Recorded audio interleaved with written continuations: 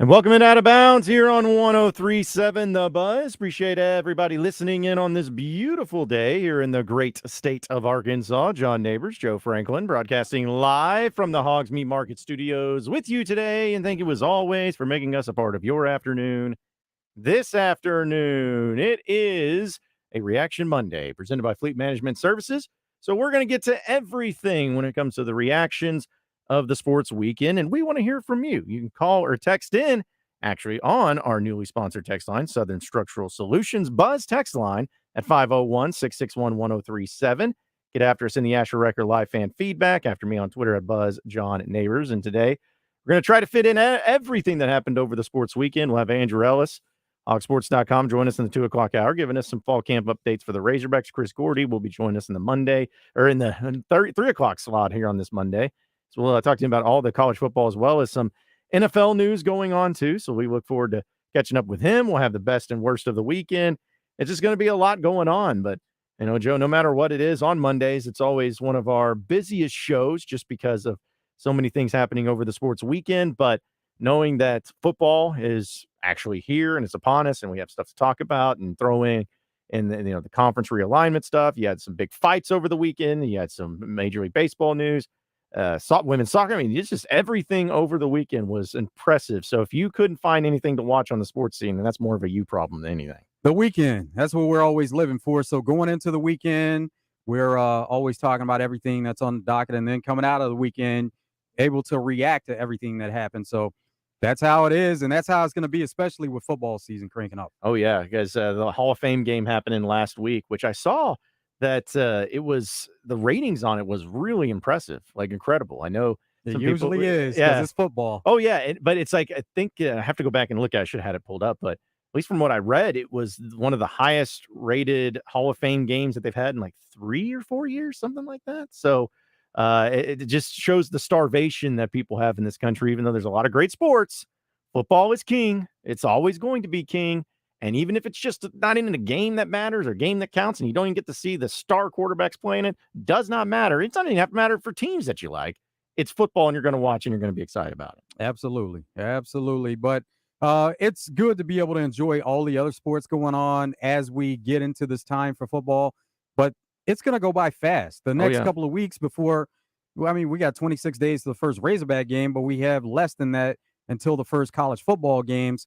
And then once it gets going, middle of the week, it's going to go from Wednesday through Monday. And so we're going to get a really extended look at college football starting off, even to the point where some people, now they're starving for it, but even to that point, they may say, okay, I pick and choose some of the games to watch here and there.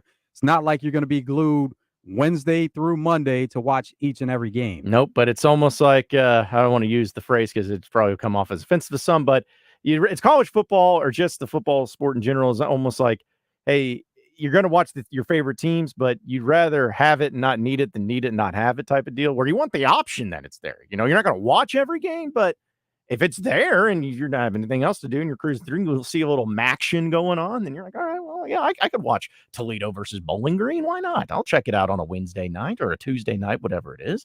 It's just what people like having. They just like, and again, it's just the game itself. You've seen the helmets, you're seeing the pads, you're seeing the hits, you're seeing the passes, you're seeing the plays. So you kind of can take away a little bit of just who it is or what teams it is. You just want to see the collisions in the sport itself being played at a high level. Even before that, even before we get real games with college football, we've already had one NFL preseason game, but the next few weeks, it's going to be NFL preseason because the Jets and Browns, they played an extra game, but the rest of the NFL, they're all going to play 3 preseason games. So that'll happen over the next 3 weeks, and then it'll lead us right into college football. It's a perfect segue, too. And I know with the Razorback football team, as you mentioned, 26 days away from their first game of the season, but Razorback fall camp is in full swing, and I know we're going to have a lot of things to talk about today from that, and we'll talk about that with Andrew Ellis. But one of the things, though, that we got to hear over the weekend, because how they do it for practices is, first off, media that gets to watch it, they don't watch it all. They watch a very small portion of it, but they at least get an idea of it. And then you have press conferences with coaches, position coaches, and then players. And over the weekend, a coach that I have been really fascinated to hear from has been Jimmy Smith, the running back coach.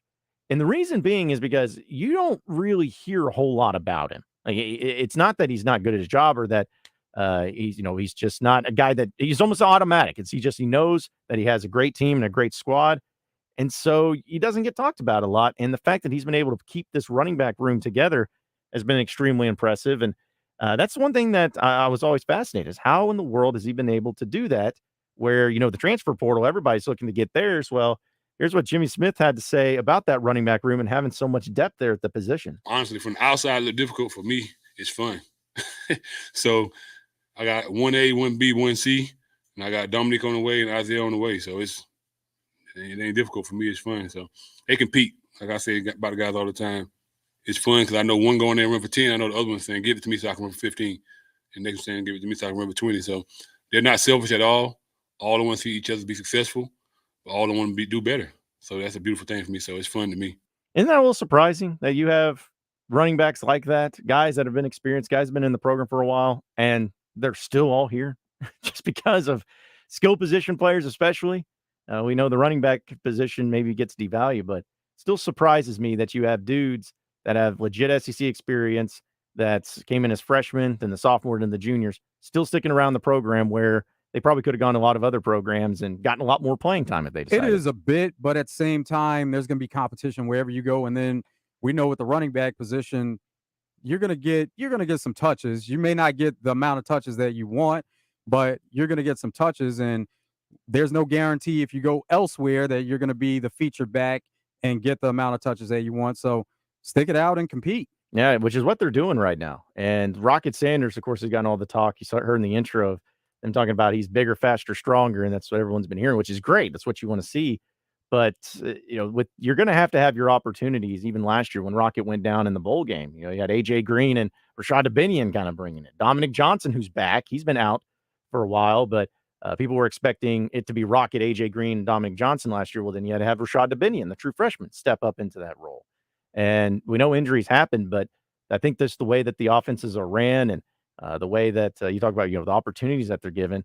I think these players on this team understand, hey, we're on a team that's pretty run heavy, that has, opportunities for the run attack and rushing attack.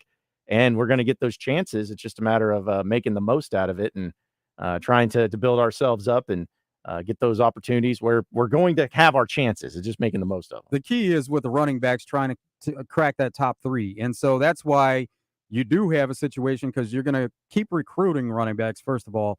And then with Dominic Johnson coming back from that injury, he didn't play much last year, but, was it better for him to stay here and try to get back in the mix or go somewhere else?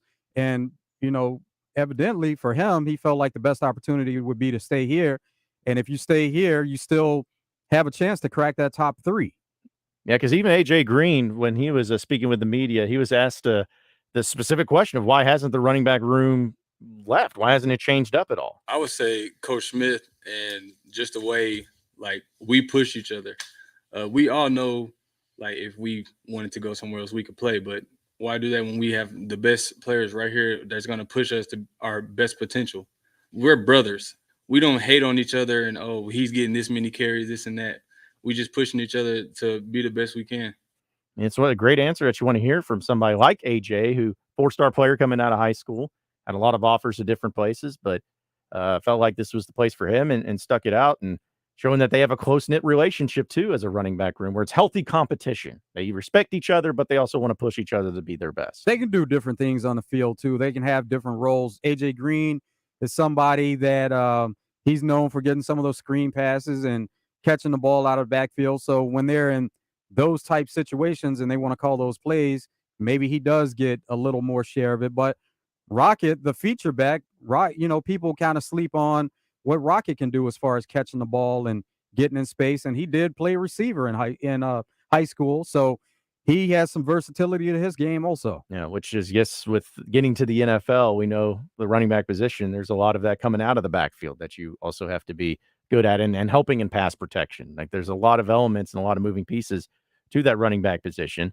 And even on Twitter, we got a tweet from Tyler saying, guys, I'm so excited for football and I love all the running backs that we have. My question for y'all is this running back room the second best running back room behind McFadden, Jones, and Hillis that Arkansas's had. Let's see what the results are for this season, and then we'll go from there. Yeah, we need a little bit more. And I'll say the potential's there for sure. Like, I mean, you got some guys that have had some great experience, but yeah, you're gonna have to wait on that. Nothing's touching unless like Rocket Sanders wins the Heisman, and then AJ Green or somebody else is a All-American too. You're not gonna really get close to that running back room that Arkansas had in 06 and 07. But yeah, we got to see what they end up doing this year too. Also, the 870 says on our newly sponsored Southern Structural Solutions Buzz text line, when is the first college football game? Week 0 is, and it's next Saturday or 2 Saturdays from this Saturday. That makes sense. Because I think that's when like North Carolina and South Carolina play, I think. I'm not, but then again, there may be some other college football games before then too. I got to keep up with the schedule and stuff to do with this week 0. There's usually a game overseas somewhere, and that's how they kind of get things kicked off. That's right. Is it usually a big game or just like a? In the past, I think it's been Northwestern and Nebraska. That's right. Yep, that's right. You're right. I'm looking at, so according to the scoreboards here on ESPN, it says the first college football games will actually be on Saturday, August 26th. So yeah, 2 weeks from this Saturday. First game, Navy and Notre Dame. How about that? Yep. And that one's going to be played in Dublin, in Ireland. There it is. Overseas. Yeah. Notre Dame being in Ireland just seems like it needs to fit. And like, because there's some of these repeat games like Hawaii and Vanderbilt. I forgot that they're going to be playing each other once again, just like they did last year. Nice. Yeah, this time the Hawaii has to come to Nashville, though. They're probably going to get smashed again. Probably so. Also, USC, San Jose State, so you get to see Caleb Williams and seeing if he's going to repeat on his Heisman Trophy campaign. But yeah, got a lot of college football happening in just 2 Saturdays. But we got a lot more to talk about here on Out of Bounds, folks. We want to hear from you. 501-661-1037. What's your reaction to the sports weekend here on a Reaction Monday presented by Fleet Management Services? Let us know. We'll get to that and a lot more coming up next here on Out of Bounds.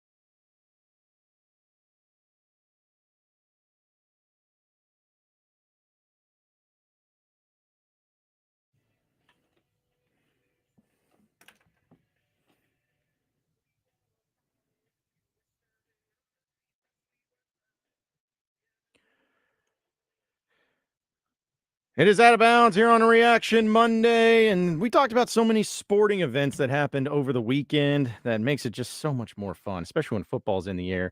Well, here's the thing. If you were watching it, that's great, but wouldn't you have really liked to have made money on some of these games too? Probably. No, it's not probably. You absolutely would have. So do it with the Bet Saracen app. If you haven't downloaded it yet, I don't know what you're waiting on because this is the time to do it. They have all different specials to choose from, even though we've been talking a lot of football, which they do have specials for that, college football and NFL season specials. But you can also get Major League Baseball specials, soccer specials, golf specials. And yes, folks, they even have double R prop plays for the Razorback football season. Like, for instance, KJ Jefferson. If you think he's going to win the Heisman this year, how about you bet the over on him for throwing for 2,499.5 yards and over 24.5 passing touchdowns? You get that for plus 150. And that's just one of many different ones to choose from, whether it's offense or defense. They got the specials there with Bet Saracen. They also have an app that's extremely easy to use and extremely convenient, and you get paid instantly. So no matter what it is when it comes to your sports betting needs, they got it with Bet Saracen. So download the app today on your iPhone or on your Android. You can also check them out at betsaracen.com and get to betting that way. No matter what it is, make sure you're making money and having fun with Bet Saracen. Again, it's a Reaction Monday here presented by Fleet Management Services. Did see this. In fact, Justin Aker just called it out there a second ago. We were talking about apparently Arkansas women's basketball is playing over in Croatia. They just won 124-12. Nice. Over the in Croatia All-Stars. Way to get off to a great start. I don't see how they lose this year and the rest of the season. But I know that it's in Croatia. I don't know. I couldn't sit here and say, you know what, that in Croatia All-Star team's really good. Like, I don't know. But man, when you see scores like that, it's like, I mean, what do you take from that? Like, what do you do? Anything? Just that they did what they are supposed to do. Now, that is impressive that you're able to hold a team to 12 points. Now, is that more on Arkansas's defense or the team and their inability to score? But at the same time, it does showcase the fact that Arkansas was able to put up some points there. Now, yeah, you can't take anything away from it, but it's impressive, and you did exactly what you're supposed to do. You controlled it to a certain way that you're supposed to, but even made it more impressive than that. It wasn't just about winning the game and controlling it. You were impressive in doing it. I will say, though, that in Croatia did start to play a little bit better in the second half because they only had 4 points in the first half, but they finished with 12. So there you go. They doubled it up in the second half. They made it happen. They made it happen over there. But kudos to them and the women's basketball team, Mike Nabors, getting it going. Because I was trying to think when Arkansas men's basketball played over there, was it around this time of year when they were doing that? Yeah, it was about the same time. Yeah, I couldn't remember if it was something later or closer to the season. But yeah, they get a good experience out there, and I know it's about building the culture. And they didn't score that many points. No, they did not. They did not. In fact, I don't even know. I know they won the games, but there were some of them that were pretty competitive and pretty close. But there are also some of them, I think it was the first game they were over there where like the team didn't show up or something. So they had to like go and grab people kind of just outside. It's like, hey, you guys want to play against the Razorback basketball team? They had different jerseys on, like each individual, but they got it done. They fielded the team. It didn't work out for them. That's what that experience is about just the team bonding more so and just getting some game reps, because we know that with College Sports House forever changing with the rosters, it's good to be able to get a feel for it and be able to play against some competition. Even though it may not be the type of competition even close to what you're going to face, it's just good to be able to line up against somebody on the other side of the court. Yeah, just somebody that's not yourselves, and having that bonding experience, being overseas and playing it out. I don't know if the games are on TV because the Flow Sports had the men's. I don't know if these are available on Flow Sports. Maybe they are, or something like that. But that was quite Flow chaotic. Sports carries everything though, so wouldn't be surprising if you could find that on Flow Sports. Mm-hmm. If anybody wants to jump on it and do the free trial and let us know. So, because I can't do any more of those. I've used all my email addresses to get the free trials there for Flow Sports. Oh, I thought it reset. Like if you go away for a bit and then you go back and you can do it for free again after, I guess maybe not though. Well, no, that might be true because the time I did it, maybe you have to like wait a year because the time I did it was for the baseball series. And then the basketball series, which was less than a year. So maybe it's like, oh, it resets the email over a year, something like that. But I remember he was telling me, no, it's like, you've already used your free trial. It's like, man, You got to pay for this baseball. I gotta pay $30 for the month to check out the baseball if I want to see it. But I get it. Everybody's got to make their money somehow. But let's see. So a few other things, of course, also, which was crazy over the weekend, which the conference realignment and the madness that has come in college sports, where now the Pac-12 is essentially dead. It looks to be, as the Big 12 has now added Utah, Arizona State, and Arizona, moving themselves up to 16 teams. You also have the Big 10, who has added Oregon and Washington into their mix, which they're officially leaving the Big 10 too. And looking at Brett McMurphy's just latest tweet, says now Cal Berkeley's Board of Regents is scheduling a special meeting to meet about their membership of a conference. Not to say which conference, but of a conference. So I never would have guessed in a million years this type of stuff would move as fast as it did, but good grief. This has been madness and chaos in college sports over the whole course of figuring out who's going to be where and where these teams are going to be at. It's insane. It really is. And with the Pac-12, they were trying to get that TV deal, and that's where things kind of fell apart. And they just weren't able to get on board and hold it together. You know, they had one team. They had their two biggest teams that had already left the conference. And from that, you try to get all the other teams to band together, and they just weren't able to do it in a timely manner. And when that happens, teams just in school start going their own ways. Yeah, it's sad in a way, but it's also not surprising just because of the amount of money that's involved and how important it is to get a part of a conference, especially with television deals and broadcasting rights. It's going to happen. But I've seen so many, I don't want to call them overreactions because you can have your own opinion, but since it's a Reaction Monday presented by Fleet Management Services, I've seen people saying that this has ruined college sports as we know it. It's ruined everything. I've seen people saying, oh, it's ruined the non-revenue generating sports because now their travel and how far they have to go and everything, which may have some points, but it's just almost to where I've never seen a sport change just across the board completely like college sports, particularly college football, has in the past 3 or 4 years. And people either saying it's great or saying it's awful or saying it's the same. Everyone's all over the place. I don't think anyone knows really what to think of what the future is going to look like for college sports. It's going to be really crazy how everything will happen there. And it almost looks like the ACC, because, our first thought was it was going to be 4 super conferences. Now it looks like it could be 3, and there's even talk that it could be 2. Chip Kelly even has an idea where he says, how about it's just one conference and then you have divisions based on geography? That probably makes a lot of sense. I think that would be, honestly, I would love to see it get to that point because it's become such a big deal and a big moneymaker that if you can have one person, or maybe not even a person, maybe a board, like whatever, just have something to where you answer to, because the NCAA is no longer it, but just something you answer to. And then they're like, okay, you're under this embodiment. We'll do the television deals and everything. And then we'll just chop it up in the divisions where it's the same divisions as our actual conferences, but they're just called divisions.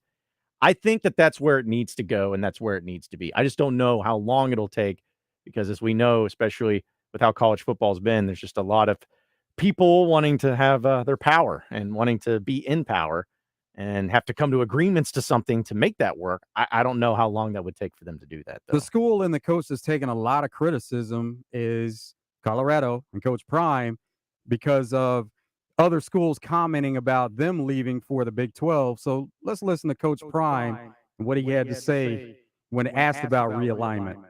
He's moving up. We trying to win. Okay. I don't care what conference, who we're playing against. We're trying to win. All this is about money. You know that. It's not a bag. Everybody shakes their bag. Then you get mad at the players. How's that? Sounding echoey over there. How do the grown-ups get mad at the players when they chasing it when the colleges are chasing it? Yeah, that's true. I know that's true. Couple more teams moving today, rumored. I mean, it's just crazy. Yeah, same teams are talking about us, right? Woo! Oh Lord, that was good. I love going to practice each day, witnessing the battles that we have at certain positions. Receiver battles, offensive line, defensive lines, defensive backs, corners, kickers. It's unbelievable, man. And I love the depth that we're displaying right now. I really do. But yeah, like you mentioned, these certain schools, they were being critical about them, and now all of a sudden they're all on the move too. And it was Dan Lanning at Oregon. He was really outspoken about Coach Prime and what was going on there. And we see what Oregon's done. Yeah, see, that's the thing that kind of frustrates me about in that particular case. The complaining that comes from these other schools or from these other presidents or conferences or whatever, where it's like, oh, well, when you do it, you're not loyal, you're disbanding or whatever, but we're doing it because you made us. You forced our hand. It's like, no, you could choose to stay there, but you're not. Because you're going to go for what's best for you and your school and your institution. And that's what makes it so annoying for at least me of watching these different reactions from people who are in power. It's like, no, you're all about the same thing. You're just going about it differently. You're all about making more money. That's what it's about. Like it's about making more money. And if you have the opportunities, I guarantee you, if Oregon would have left, if Oregon would have been contacted by the Big Ten and they would have left before Colorado, he probably wouldn't say anything. Well, it's what it is. And if somebody criticized Oregon for leaving, he'd probably feel the same way and go back at him. It's just, you can't, you need to just do it this way and handle it this way. Be honest about it. Just be like, hey, listen, we're about money. We need to make money. We like making money.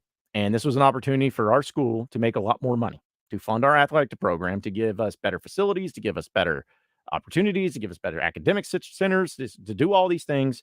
And this was a better situation, so let's get some money. That's what it is. And it's just weird that people try to take this high road of moral code of you guys left us. You guys are doing this. We would never. No, just everybody's about the same. It's just a matter of if you got asked first or not. Eli Drinkwitz also had a great response when asked about conference realignment. I was really hoping nobody would ask me that question. Sorry.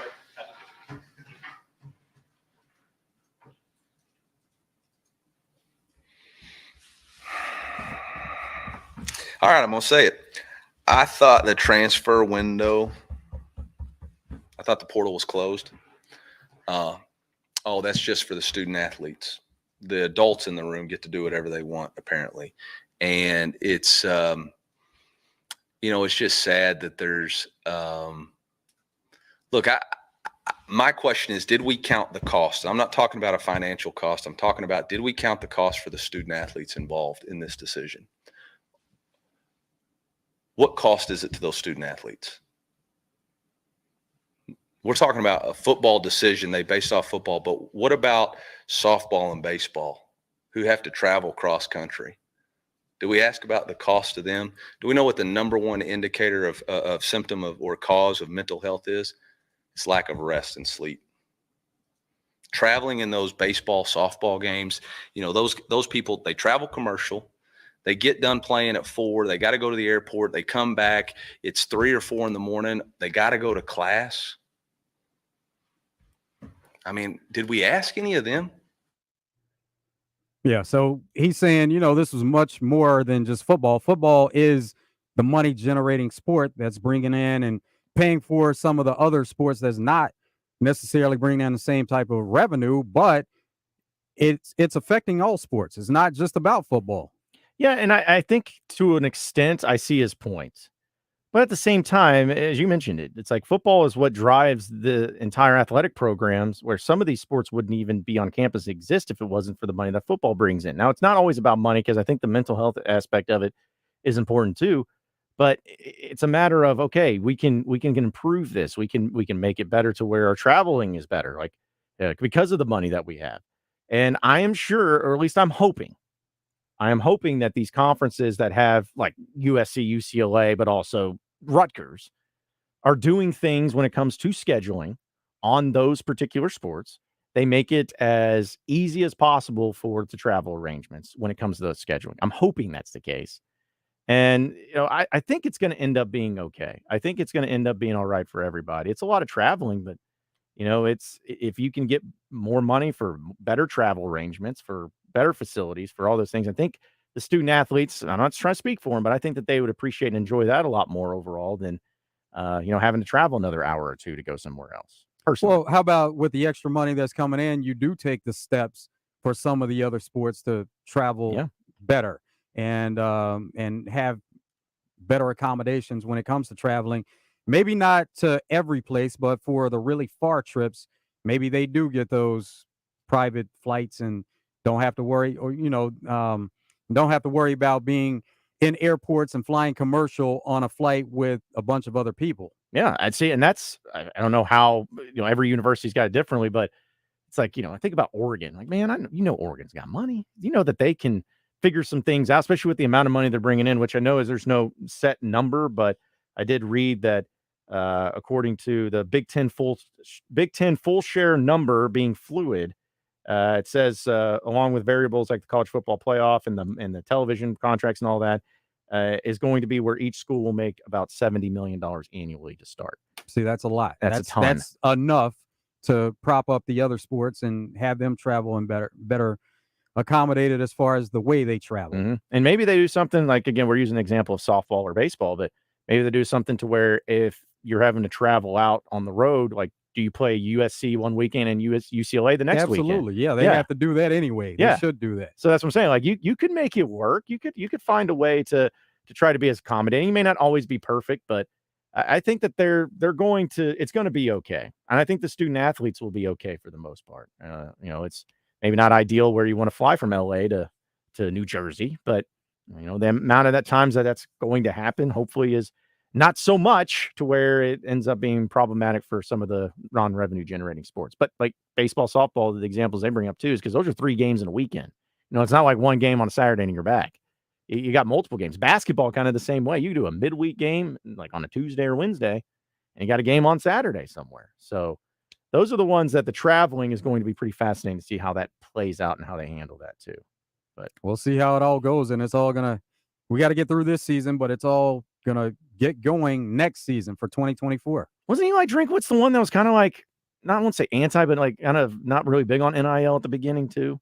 Was that him? Maybe so, maybe, but with coaches that were anti-NIL to begin with, they know that this is how it is, and you have to get on board, or you're going to get left behind. So you may not have liked it, and there may be coaches that still don't like it, but they understand that this is what's working for them, and this is the way that they have to go about handling their roster and recruiting. So they're just going to have to do what it takes to make it work like that, even if you still aren't in favor of it. Yeah, I just laugh how at the beginning I felt like there was a lot more people that are coaches and stuff that were a little suspect or anti that, and all of a sudden, and they still may not like it, right? But they have to do what it takes to be able to play the game. You got to do it. It's almost like I'm sure some coaches with the changes of college sports and everything. There's probably some coaches that didn't want to see the scholarship increase to 85 in football. And we only need 60 because that's just the way that it needs to be. But hey, they got to adapt. You got to adjust. You got to make it happen. And I think that it's just, again, incredible. Every aspect of college sports have changed. Everything. But I don't think it's bad, though, Joe. I don't think this is a bad thing. I don't think this is going to ruin college sports. I think it's just going to be different.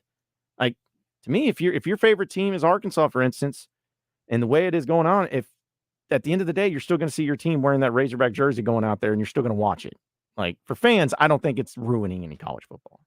For certain schools, it's helped them and it's helped their process of how they go about doing certain things. But for the most part, overall, the teams that were at the top before, they're still the teams that are going to remain in that spot because everybody is using the same system, and the teams that had advantages before, they're going to have those same advantages now. Yeah. And I know that the College Football Playoff Committee, they're having to rethink some things because, they were going to have it to where Pac-12 got an automatic bid into the College Football Playoff. Well, now they're not thinking about that so much anymore. They're wanting to change that up. So, yeah, it's an ever-evolving. Contract is already written. The Pac-12 is like, nope, we're in. Yeah, we're going to send Cal. Going to send Cal Bears over there to the College Football Playoff. But hey, listen, I think that they'll end up merging with another conference, something like that. I don't think the Pac-12 will be dead. It'll still be a name, but maybe not the power that it once was. And who knows? Maybe more schools will jump ship. Maybe Oregon State, maybe Stanford, maybe somebody else decides, you know what, we want to leave too. Could happen. But either way, we got a lot more, though, to discuss because we got what's trending in the world of sports coming up next. And I know there's a few things happening, especially over the weekend, that we haven't gotten to yet because there's so much. But that's what makes it so much fun here on a Reaction Monday presented by Fleet Management Services. So get to that and a lot more here on Out of Bounds. Stay with us.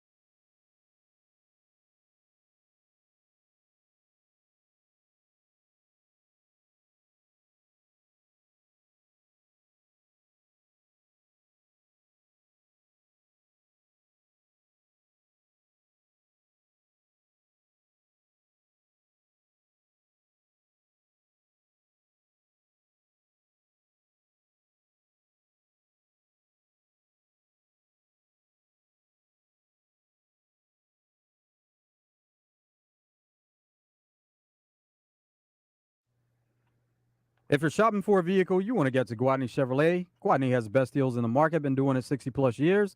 Give them a call, 501-982-2102. Save up to $7,000 on 2023 Silverados, and 1.9 is available on the Silverado when financing with GM and a well-qualified buyer. 1.9% is also available on 2023 Equinox, and no payments for the rest of the summer. Make the trip to the Gregory Street exit in Jacksonville. Shop them online, GuadneyChevrolet.com. You can see all the deals, the cash allowances, the rebates, even appraise a vehicle. See just how much it's worth. They're giving thousands over book value, whether you trade that vehicle in or you sell it to Guadney Chevrolet. Guadney is always actively buying vehicles, so you get a great deal on the vehicle that you trade in or sell. See the entire inventory of new and pre-owned vehicles on GuadneyChevrolet.com. If you need a service, they have convenient service hours throughout the week. Also, Saturday, 7 a.m. until noon, in case you can't make it throughout the week. And get a deal started on GuadneyChevrolet.com before making a trip to the Gregory Street exit in Jacksonville. It's Guadney Chevrolet, Arkansas's #1 Chevy dealer. Guadney Chevrolet, GuadneyChevrolet.com. It's Out of Bounds here on a Reaction Monday, presented by Fleet Management Services. And I just got sent this tweet. We were talking about conference realignment and everything and having reactions from coaches. Saw that Jimbo Fisher of Texas A&M was asked about it. And he said, unfortunately, we're in a time now that everybody is fighting over the dollar. Yeah. Well, thanks, Jimbo. You were the one. Schools, players, everybody. Yeah. Coaches. Yeah. Coaches that sign 10 years, $75 million contracts from the start and then gets raises and extensions after that. Yeah. Fighting over that dollar, old Jimbo. But again, it's like, instead of constantly trying to take that stance, just embrace and accept that it is about that. Like, that's all it's about. I don't understand why people keep trying to fight it off. Like, as if it's, this is just the way it is now. It's like, it's the way it's always been. Exactly. And it's just dumb when people just try to act like, this is just a sad state of affairs. It's No, just not. Presented in a different way to the public. Yeah. Like, behind the scenes, this has been going on, and this is what they've known the entire time. Yeah. But it's out in the open, and it's different for the public. Yeah, that's all it is. And I'm sure when TV contracts have been signed 40 years ago, and they were probably lucrative amount of money back then, people probably felt the same way, but it didn't change anything. That's what you like. What is the best definition, or at least the best indicator of growth when it comes to sports or whatever? Money. Because that means if people are willing to pay more money and spend more money, you got a product that everybody wants to watch. And that makes the sport grow and expand. Like that's what it is. It's how all these sports have happened, and college football is no different. So I just find it so frustrating where it's like, oh man, this is just the era we're in. It's like, yeah, it is. It's always been the era. Just now the dollars have gone up a lot more. And we saw this before with sponsorships. Everything is sponsored, and with sponsorships, you know that you're bringing in a certain amount of money, and we've seen it with naming rights and to bowl games and stadiums, fields. So it's always been a factor, but people may not have paid as much attention to it before, but they're paying more attention now. Yep. It's in the way it's being reported and the access that people have, and just knowing the television contracts and the ad revenue is expensive too. It's always out there. But again, I have no problem with it unless the teams are still going to go out there. They're still going to compete, and the team that you root for the most is still going to wear the helmets and wear the jerseys, and it's still going to happen. So let's go ahead and talk about what's trending in the world of sports, because there's a few headlines of things we need to dive into. And I know that we've talked a lot of college football to start, but how about this? U.S. women's soccer. Pretty disappointing showing out of them, as they were unable to beat Sweden, and they take care of business in penalty kicks, which was pretty dramatic to say the least. Harting off there. Did it go in? Waiting on a signal. No. You've got to be kidding. But they're waiting. They're going to check. VAR can intervene. I couldn't tell from here. I thought it was going in, but it happened so quickly.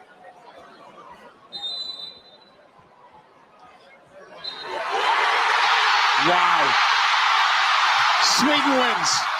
By a millimeter, an actual legitimate millimeter. did Sweden end up taking care of business against U.S. women's soccer, and that is their earliest exit, like ever in World Cup Now, history. on that replay, and when you look at replays for, let's say, NFL, for example, and the receiver has to have 2 feet in bounds, and you see some green there between their toe and the sideline.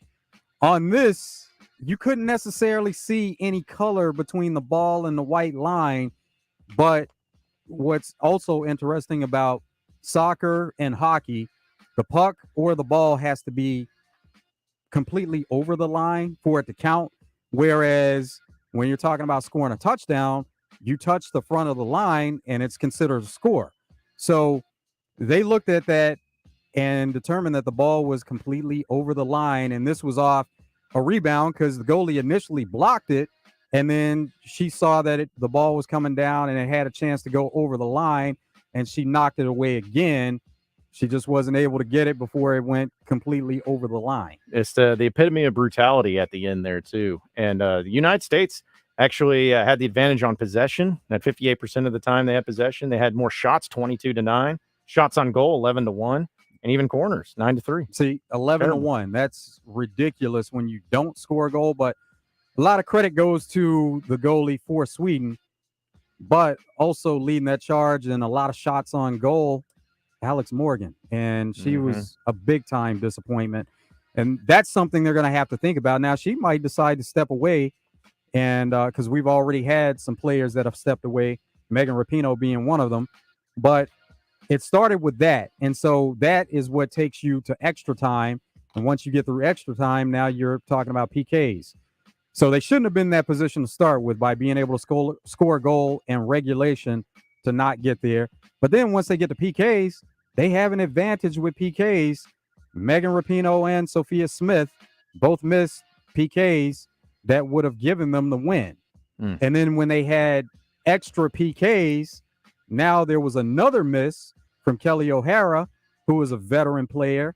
And the ball hit right off the post. So once again, we're talking about it being that close to going in or being out. It hits the post, bounces out, and then we get to that result where Sweden is able to get the ball right over. So that's how they kind of got there. And the irony in it is U.S. played one of their better games that they had played to this point in the tournament, and it just wasn't good enough to get it done. I'm not going to try to sit here and pretend I know all the ins and outs about soccer, but I saw that with Megan Rapinoe's penalty kick. It didn't even get to the goal. Like, it was just sailed it. Yeah, air ball. Like, and I don't know, but I feel like it's kind of like in football. I keep making football comparisons, but like if it's like the last play of the game and you need a Hail Mary or something and you're 40, 30 yards away and you either sail it out of the end zone, you got to give it a chance. And I think that was kind of something I was a little shocked. I'm like, listen, I know it's difficult, but yeah, and it's I know it's difficult. Like, I know it's crazy, but you got to give it a chance. You got to give it a chance to give it. That was exactly what happened with Sweden on the goal prior. So when Megan Rapinoe steps up, you're feeling good that, okay, you're going to be able to get a score here. And she did the exact same thing. And you want veteran players in that situation that have experience. There's always a knock on putting young players in that position. Sophia Smith is one of the better players in soccer right now. She's 22 years old, and she missed after Megan Rapinoe, but she's a young player. You don't want to see young players in that position having to deal with that. Then on the other hand, when Sweden needed the goal, they had a 20-year-old step up, make the goal to send it into extra PKs.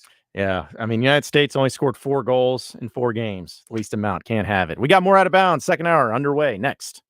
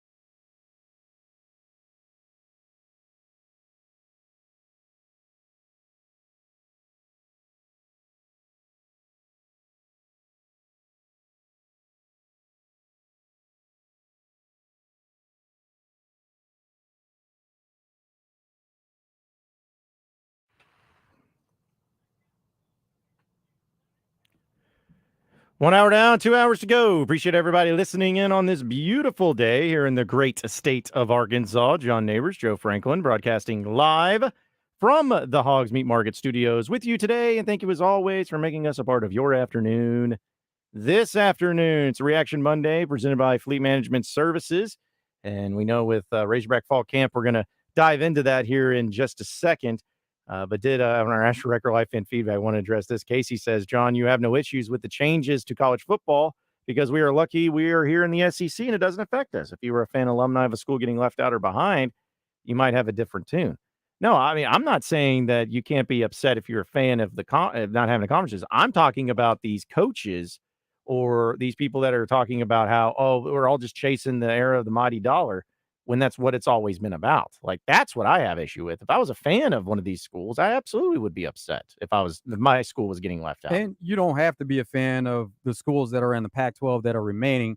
There are some people that just don't like the direction that college sports are going in, but it's not going to change. It's not going to go back to what it was. Nope. It's you got to adapt or die type of deal. It's just the way it is. And so I agree. It's nice to, as a Razorback fan, being in the SEC and not having to worry about where you're going to end up, because if Arkansas was in the Big 12 when all this went down, it may have been a different story. May have not gotten an invite, or may have been still in the Big 12. I don't know. But hey, you got to be happy with how it all has turned out for that. But hey, speaking of Arkansas, we know Razorback Fall Camp's been underway now for a few days, and had a chance to hear from some of the players, some of the coaches, some of everybody that's involved, and also got to see a little bit of what practice has been providing. So let's go ahead and go to the phone lines as we welcome in Andrew Ellis of hogsports.com, friend of the show, who's been there at those practices, being able to check them out and get a firsthand view of what's been going on. And Andrew, as always, man, we appreciate you joining us. How you doing this afternoon?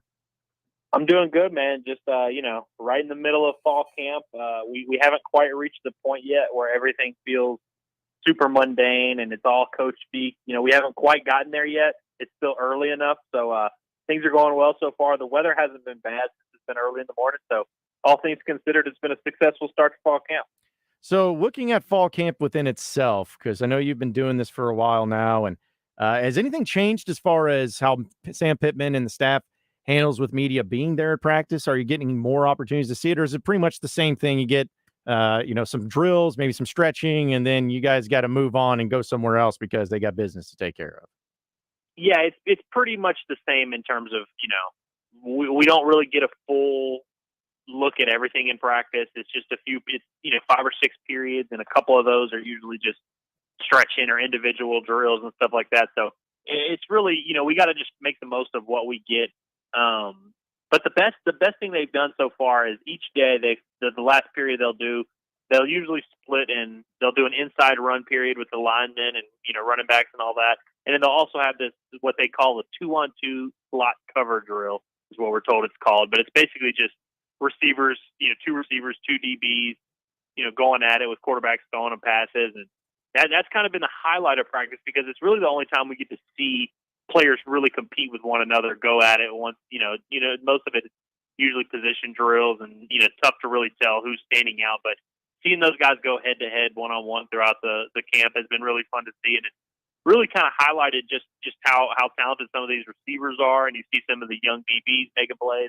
The first day, the receivers kind of got after them a little bit, but it's been a little bit even the last few days. So it's been really fun to see that competition playing out.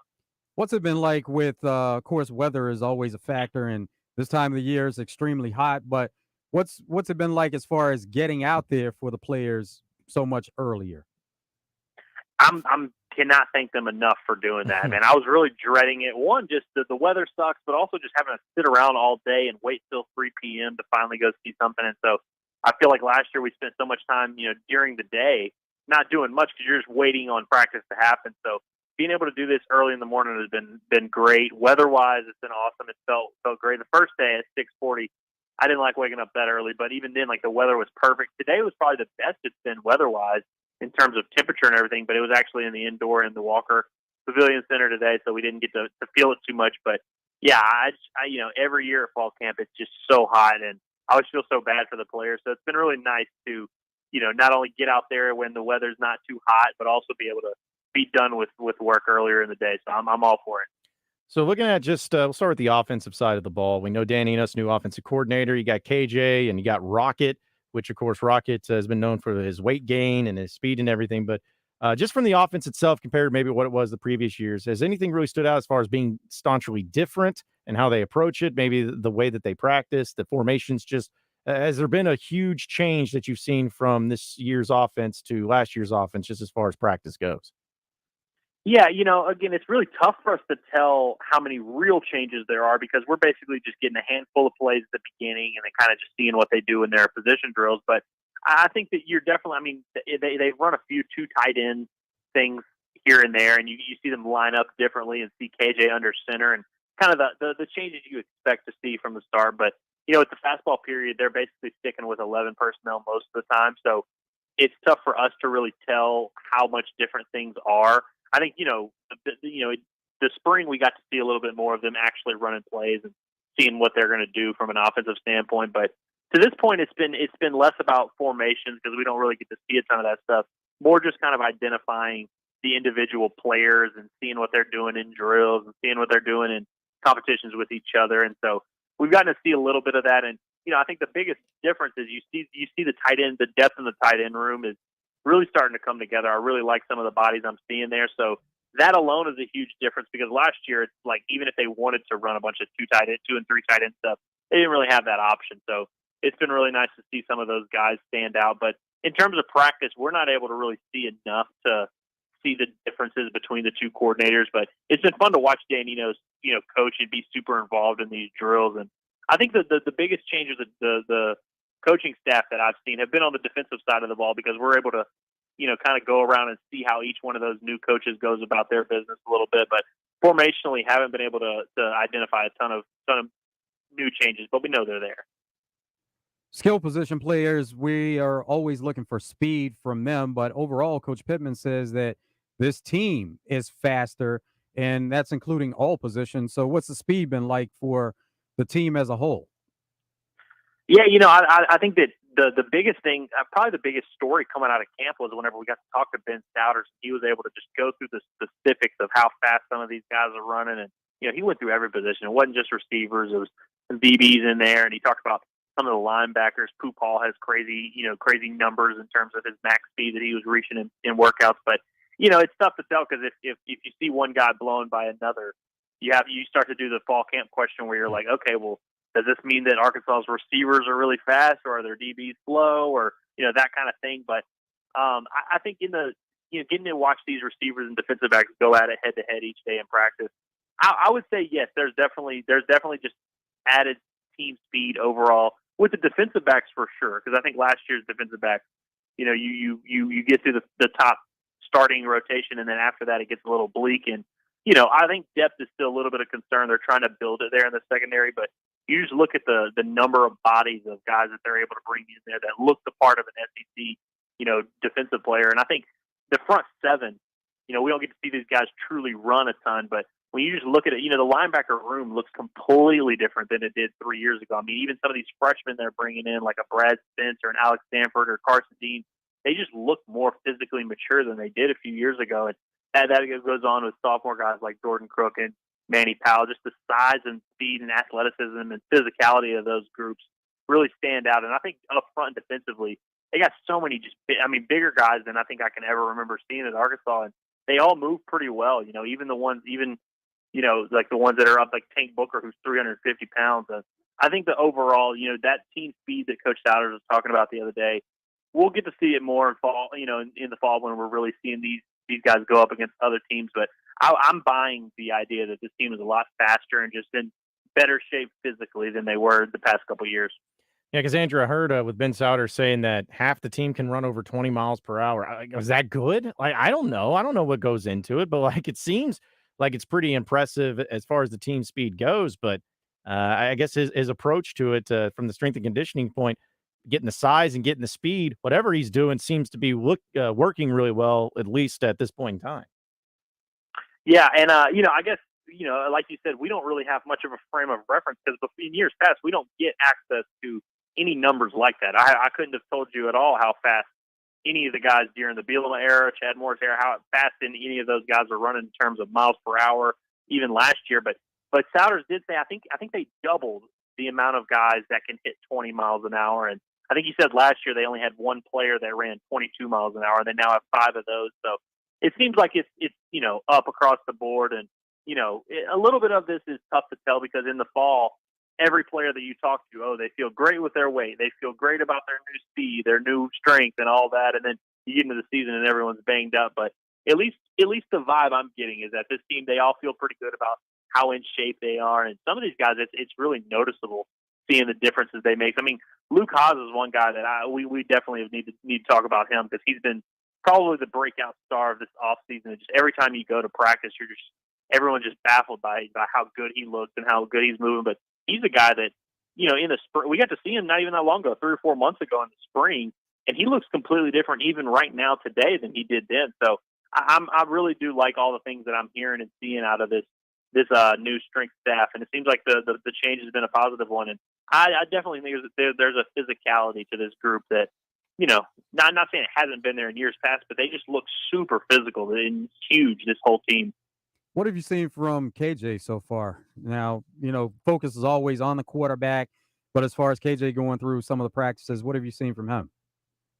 I mean, KJ is KJ, and at this point, we know who he is, we know what he's about, and you see a little bit of that of him interacting with his teammates at practice and the leader that he is, and just kind of the vibe he brings to the team. He's always kind of joking around at practice, always either dancing or laughing with someone or joking around and yelling stuff at other guys. So you see the personality is always there on display for KJ. And it's funny about him is if you go back to even his first couple of years at Arkansas, like I remember in 2020 when he made his first start at I guess his first start under Pittman, that Missouri game, they were worried about how he was going to perform because he's not a super big practice player. And I think that's something that he's had to get better at in terms of, bringing in, being intense and ready to go locked in at every practice. And so every now and then you'll see him kind of float one and you're like, oh man, that one didn't look good, but then he'll come back with 2 throws that are just perfect. And I think that he's super comfortable in this offense. I really think that he's having fun. And I think he really likes some of these new receiver targets. And from the spring to now, he's gotten to throw to these guys a little bit more and get speak well with some of these guys. And I think their chemistry and communication is so much better than it was in the spring. Because I think in the spring, it's not like the receivers weren't standing out, but I think that you can tell all those guys look more comfortable now. And I think that's a credit to the work they put in with KJ and with Criswell and with these other quarterbacks in the offseason. And they look like a new and improved passing game in this fall camp. And so it's been really encouraging to see like what he's been able to do with some of these guys. It seems like they have a much stronger bond than they did earlier in the spring. Speaking with Andrew Ellis of HogSports.com here on the phone lines, doing a little Razorback fall camp updates. And something else too, you mentioned the wide receivers, Andrew Armstrong, the transfer out of Texas A&M Commerce. It looks like there's been some clips about him, and he's looking really good. And Sam Pittman's been high on him too. And I think everybody's just kind of wondering who's going to be KJ's main target. There's a few options there, but Andrew Armstrong is a guy that committed to Arkansas out of the transfer portal really early, and maybe it wasn't getting as much run, but he certainly looks like he's standing out in practice, according to a lot of the coaches, including Sam Pittman. Yeah, Andrew Armstrong's. I remember last year in the spring, one of the first practices we went to, I just remember him getting behind Snacks Johnson and beating him by about 5 or 6 yards on a deep route, and really that kind of catching my attention there. But after that, it wasn't like every single day he was making plays and standing out and being a guy that we're oohing and on about.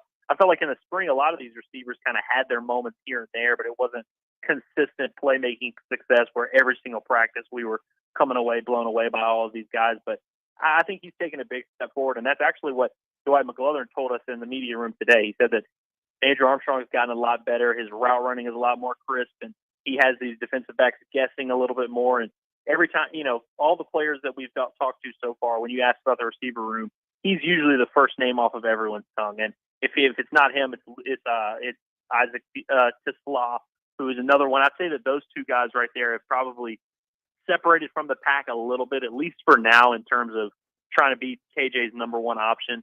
Tyrone Broden's another one that everyone's super intrigued by. He looks the part. I mean, he's got the length, and I think he's going to make so many plays down the stretch. But as of right now, I would say Tisla and Armstrong are kind of the guys that have separated from the pack. And Isaiah Satania, man, I just feel like he makes consistent play. Every time we do these drills, he seems like he's getting separation right off the line of scrimmage. His speed is, we talked about speed earlier. he's another one where I think his speed just brings another dimension to this offense. And, replacing a guy like Matt Landers, you're going to need to have some of those plays downfield. You're going to have to replace that production somehow. And it doesn't have to all be one guy, but I think Armstrong, Tesla, and Satania really give that vertical threat, even though Satania is not as big as those guys. I think that all three of those guys can make plays in every area of the field. And it's going to be really interesting to see how creative they get with getting the ball in these guys' hands, because they've each shown that they can do a lot of different things. And I just like how well-rounded the receiving group is. There's a lot of different skill sets there, but I think Andrew Armstrong is probably the most complete out of all of them. I think he's got the route running, he's got the size, he's got the speed. I think he just kind of checks all the boxes, and I think that's why he's the first guy that sticks out when you ask these players or coaches who's standing out. Storyline we're always familiar with would be linebackers and linebacker depth. So the one player we know that's coming back with some experience from last year, Chris Paul, and then there's some unknown with the linebackers. So what does Arkansas look like with linebackers as far as the rotation and then some of the depth? I really like the group, and I feel like there's honestly a group of probably 5 guys that you can make an argument could be in a starting type of role. I think the top 2 right off the bat, Chris Paul is that main guy. I think he's an unquestioned, no doubt starter. I don't think there's much controversy there. And then the guy that's been lining up next to him every single day we've been out there with the first team is Antonio Greer, the South Florida transfer who was here in the spring and looked the part then. And I'd say those 2 guys are probably separated from the pack in terms of the top 2 linebackers that are going to be on the field. But Jordan Crook is another one that, started and played a lot in the bowl game, got some quality rest after an off season of work. I think he's another guy that, can play a little bit more on defense as a sophomore. Manny Powell is another one that I was looking at him a lot today, and he just looks the part, looks like he's in great shape. And you think with a year of experience, he's another guy who's going to be knocking on that door pretty soon. And then you got the other guy, Jaheim Thomas, the Cincinnati transfer. He's 6'4". I think he's 6'4", 236. I don't know what he's exactly listed at, but from a build standpoint, he kind of reminds me of Randy Ramsey, the Arkansas defensive. I guess he was a linebacker defensive end for a couple years ago, but just the ranginess and the length of kind of how he looks, there's some similarities there. And I think he's another guy that, when they need to get some more beef on the field, some more physicality, I think he's one that they'll throw in there. And we talked earlier about the formation differences. I'm really interested to see defensively how many linebackers are going to be on the field at a time, how they're going to utilize some of these guys, and if they're going to use them in the pass rushing game a little bit. But I think they have more depth and physicality than they've had there in the last few years. And you look at some of the guys that they've leaned on to play a lot. I think there's some nice depth in the room, and I think the young guys all look the part, and we'll see how fast they end up working into the actual rotation on the field. But I'm really optimistic about what that group can accomplish. Andrew, I know it doesn't get talked about enough, but you got Scott Fountain, the special teams coordinator, that met with the media. That was something Arkansas struggled to find consistency with. They have, of course, Cam Little, but even last year, it felt like he wasn't as accurate as he was the year before. They had the punting issue going back and forth with Max Fletcher. So just overall, how is the special teams going to actually improve this season? Because people have been waiting on some consistency with that unit. Well, when you talk to Scott Fountain, the thing that he brought up is that he thinks that the overall team depth in terms of just roster talent is better across the board this year than it was last year, which should help special teams, because then your second and third teamers are the ones that are, mainly contributing on special teams, and those guys are better, which kind of just makes the entire roster and the entire all 3 departments really better overall.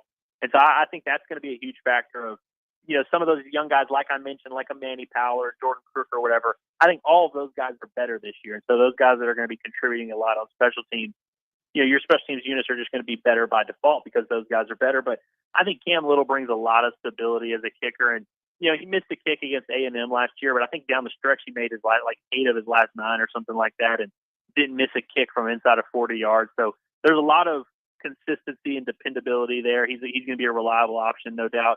And Max Fletcher's kind of the interesting one, because he was a big-time punting prospect coming out, and there was high expectations for what he could accomplish. But you got to remember, last year was his first year ever playing football. And I don't mean playing SEC football or playing college football. I mean, that was his first year playing football, period, in front of fans. So I think he'll be a lot better this year, just simply being more comfortable, it being his second go-around and kind of having an off-season to establish himself. And I think he's the guy at punter, and I expect him to take a little bit of a step forward. What Scott Fountain was talking about yesterday, he kind of talked himself in a little bit of a circle, to be honest with you, because he was saying that They had a lot of kickoffs last year, but they don't necessarily want to have it be a touchback every time. They kind of want to see if they can pin some of those opponents deep because he thinks that getting the ball at the 25 is an advantage for the opponent, which I agree with him on. But then he also said they want to return the ball more in the kick return game. So that didn't really make a ton of sense to me. I don't know why you would, in college football today, anyone would want to be returning the ball out of the end zone more. But, that's what he said, and we just have to go with it. But, so he was a little interesting. His press conference was a little interesting yesterday. But I do think just across the board, the depth on this team is better. And so that should, in turn, make the special teams units each better. Well, hopefully it does because they're going to need every part of it to be pretty consistent. Hey, Andrew, as always, man, we appreciate you joining us. Have fun up there at summer practice or fall camp, man. And I know we'll be catching up with you as the season gets closer. All right. We got more Out of Bounds coming up next. Stay with us.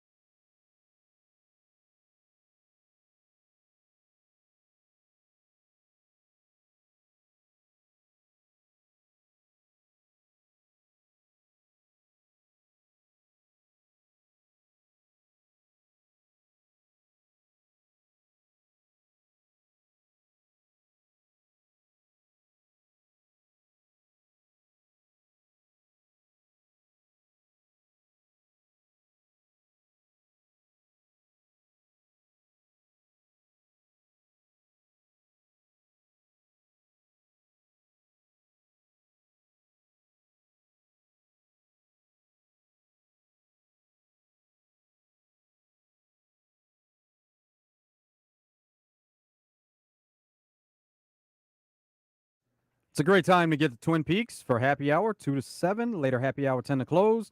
Enjoy all the food and drink specials that go along with it. Get a lunch combo starting as low as $7.99. If you want to take some food to go, you can order online, curbside, or to go, courtesy of Postmates, DoorDash, and Uber Eats. And Twin Peaks has an extensive and exclusive collection of rare bourbons, whiskeys, and tequilas. You can see the display at the front door as you walk in. And coming up Wednesday, every Wednesday this month in August, and then going into September, it's Brew Day. So Brew Day, you can look forward to that. The first one coming up on August 9th. You get 22-ounce Twin Peaks brews on draft all day for $3.99. And fantasy football is coming up, and you want to draft your fantasy football, and you want to have your parties at Twin Peaks, and they're going to take care of you. You can get draft beers and bites for the whole team, a $50 bonus card for the commissioner, and additional $5 bonus cards for each player in the league. Go to twinpeaksrestaurant.com/fantasy draft. And NFL preseason, it's going to be on from Thursday going through Sunday. And Twin Peaks is a great place to watch it because they have wall-to-wall TVs for all the sports action and plenty of seating inside and out. It's Twin Peaks. Each drink scenic views. It is a Reaction Monday presented by Fleet Management Services here on Out of Bounds, and have a little bit of breaking news, if you want to call it breaking news here, but still pretty funny to see how it's all played out with college football college football expansion and the conferences and everything. According to Pete Thamel, apparently in the next 24 hours, there are 2 calls for the ACC to vet and have early exploratory discussions with the potential addition of Cal and Stanford.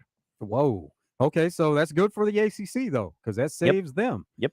Because they were a conference that was looking to get poached. Yep, it says it's a fluid landscape for the 4 leftover Pac-12 schools, and there's a myriad of options being discussed. This is one of them.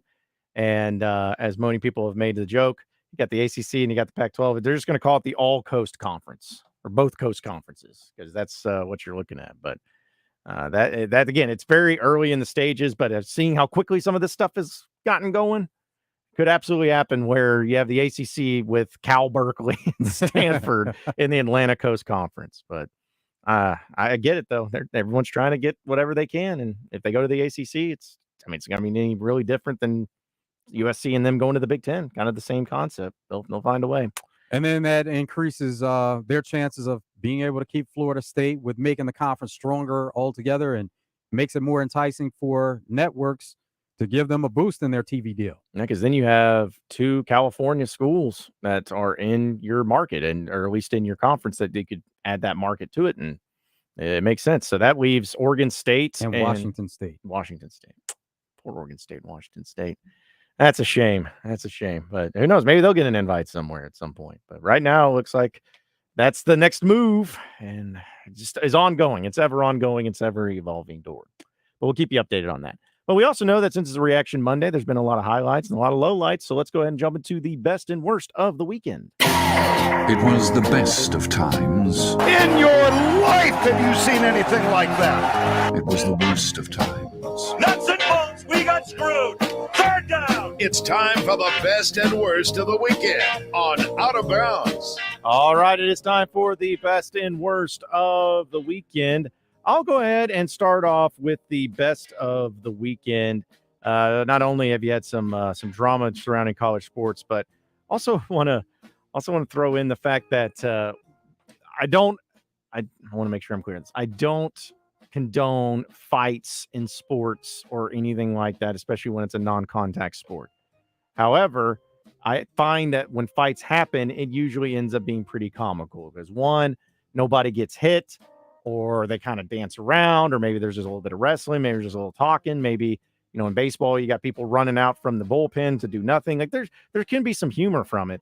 But over the weekend, man, White Sox shortstop Tim Anderson got knocked out as there was a lot of chippiness between him and Guardians third baseman Jose Ramirez. And for those of you who haven't seen the video, I think what's again, part of it's the humor for me is not that anyone got hurt, but when they start jawing at each other, they both get into boxing, like fighting stances. Like normally it's just you go after somebody, but it was almost like, all right, we tap gloves. here we go. It's like a Street Fighter thing. You're about to go up against your opponent. And they started taking swings, and Tim Anderson got put to sleep. He got knocked out there. But now the MLB has officially handed down the punishments as Tim Anderson and both Jose Ramirez got – okay, so Jose Ramirez got suspended 3 games. Emmanuel Chase, the Guardians pitcher, got 1 game. Also, White Sox manager Pedro Barfal and Guardians manager Terry Francona were suspended a game. And Tim Anderson gets 6 games. So the guy that gets knocked out gets the most games, and Tim Anderson for 6. But, it was expected. It was what was going to happen. But, again, I try to find the humor and stuff like this. Not that anyone gets hurt, but just the fact that they were literally looking like the video game Street Fighter about to go off against each other. They put their dukes up. Was pretty comical. But, felt like this was going to happen with the suspensions being handed down. So let's take that to the worst then, because that was with Tim Anderson being the guy who started the fight, and he's the one that you see drop the glove and drop the ball and gets in the stance. You got to have a better showing if you're the one to start the fight. And then you get knocked out on a punch that you don't even see. And even Ramirez just kind of threw it out there. He put his head down and he just threw the punch. He wasn't even looking to where he was punching. But Tim Anderson just got knocked. He got caught and got knocked out. So to be the guy to start the fight, you got to have a better showing than that. You can't get knocked out the way you did, and you're the guy who started everything. Yeah, and then again, on top of it, getting suspended the most games, I'm like, man, you took a lot of L's over this. You started it, you did that, but again, I try to find the humor in it. I'm not condoning it. I don't think fights should ever happen in sports, but when it happens in professional sports like this, especially in baseball, usually doesn't happen anywhere. But this one, actually, somebody got knocked out. Somebody got hit pretty hard, and that's happened to be Tim Anderson this time around. A best to Lionel Messi for the 3rd straight game. He scored at least 2 goals. And Inter Miami beats FC Dallas on PKs 5-3. And now they move on to the quarterfinals in League Cup. They were in round of 16. And it almost, before Messi got there and some of the other high-powered soccer stars that they brought in, they were in danger of not even getting to the point of going through, getting out of group play and getting to this point. But now they've gotten through the round of 16, and there's an excitement about every game. Now they move on to the quarterfinals, and they had to come back to win that game also. Also wanted to throw out a best of the weekend just because of one little thing that's not necessarily sports related, but best of the weekend to the storms and the rain that came in, because my goodness, we needed that so badly. And we had it was storming heavily this morning, and it was great to see. It's going to get hot once again. In fact, I saw Tommy Smith this morning walking into the building. We were talking a little bit about the weather. And he was just saying that he hasn't been able to get out and play golf. He's like, but as soon as the clouds covered that sun, he was out there trying to make it happen. But it was great to have some of that rain come in. And I know we enjoy being outside and all that, but hopefully that's something that's a little bit more consistent, because this weather and this heat has been awful. You could use that as the worst of the weekend for the weather and everything. But being able to get outside, play golf a little bit, and have some fun over the weekend when it's a little bit cooler was a lot of fun as well. Pro Football Hall of Fame, some of the speeches and some of the moments that came from that. Rondé Barber, Joe Thomas, he ended it because of being with the Browns and them being in Ohio and Canton and the Browns fans that were there. And then Joe Klecko. So those were some of the highlights. And, of course, DeMarcus Ware and Darrelle Revis. So there were a lot of players that had some good speeches, and then even some of the family members of Hall of Famers that are passed on, and you had the daughters, sons, and different family members that presented them into the Pro Football Hall of Fame. Worst of the weekend for me, again, I'm not going to try to sit here and pretend I was up there watching it, but still, just there's a certain expectation that comes with certain sports in the United States, like men's basketball, even women's basketball. If you don't go out and in the biggest moments, perform, and if you don't win gold, people are bummed. If you don't win silver, people are really bummed, and if you don't win bronze, people are fed up. Like they're so upset.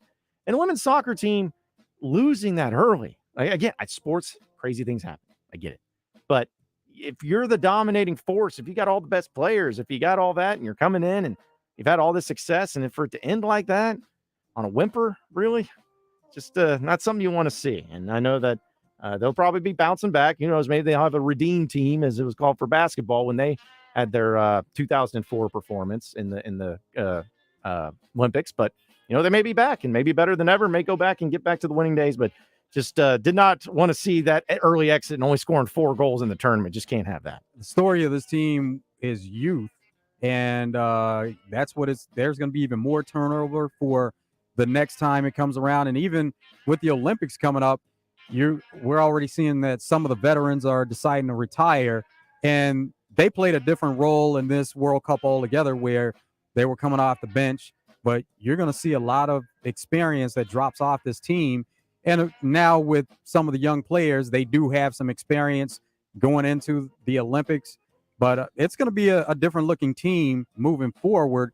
And it'll be interesting to see with the coach if they decide to stick there or they decide to make a move with because there was a lot of questions about some of the management of the roster and when players were sub for and certain things that went on in the World Cup this time around. Yeah, because if you fall short, especially like this, somebody's going to have to answer for it. Maybe multiple people are going to have to answer for it. So maybe they make a change. But again, just if you're going to be the best, if you're going to be number one, you can't lose in 16. You can't do that. You got to be able to be better than that. Tim says worst to Jake Paul, Nate Diaz, and the fight this weekend. I know. See, I know we're going to bring that up, but I'll admit I didn't get to watch fully the fight. But I'm not a big fight guy, as we know.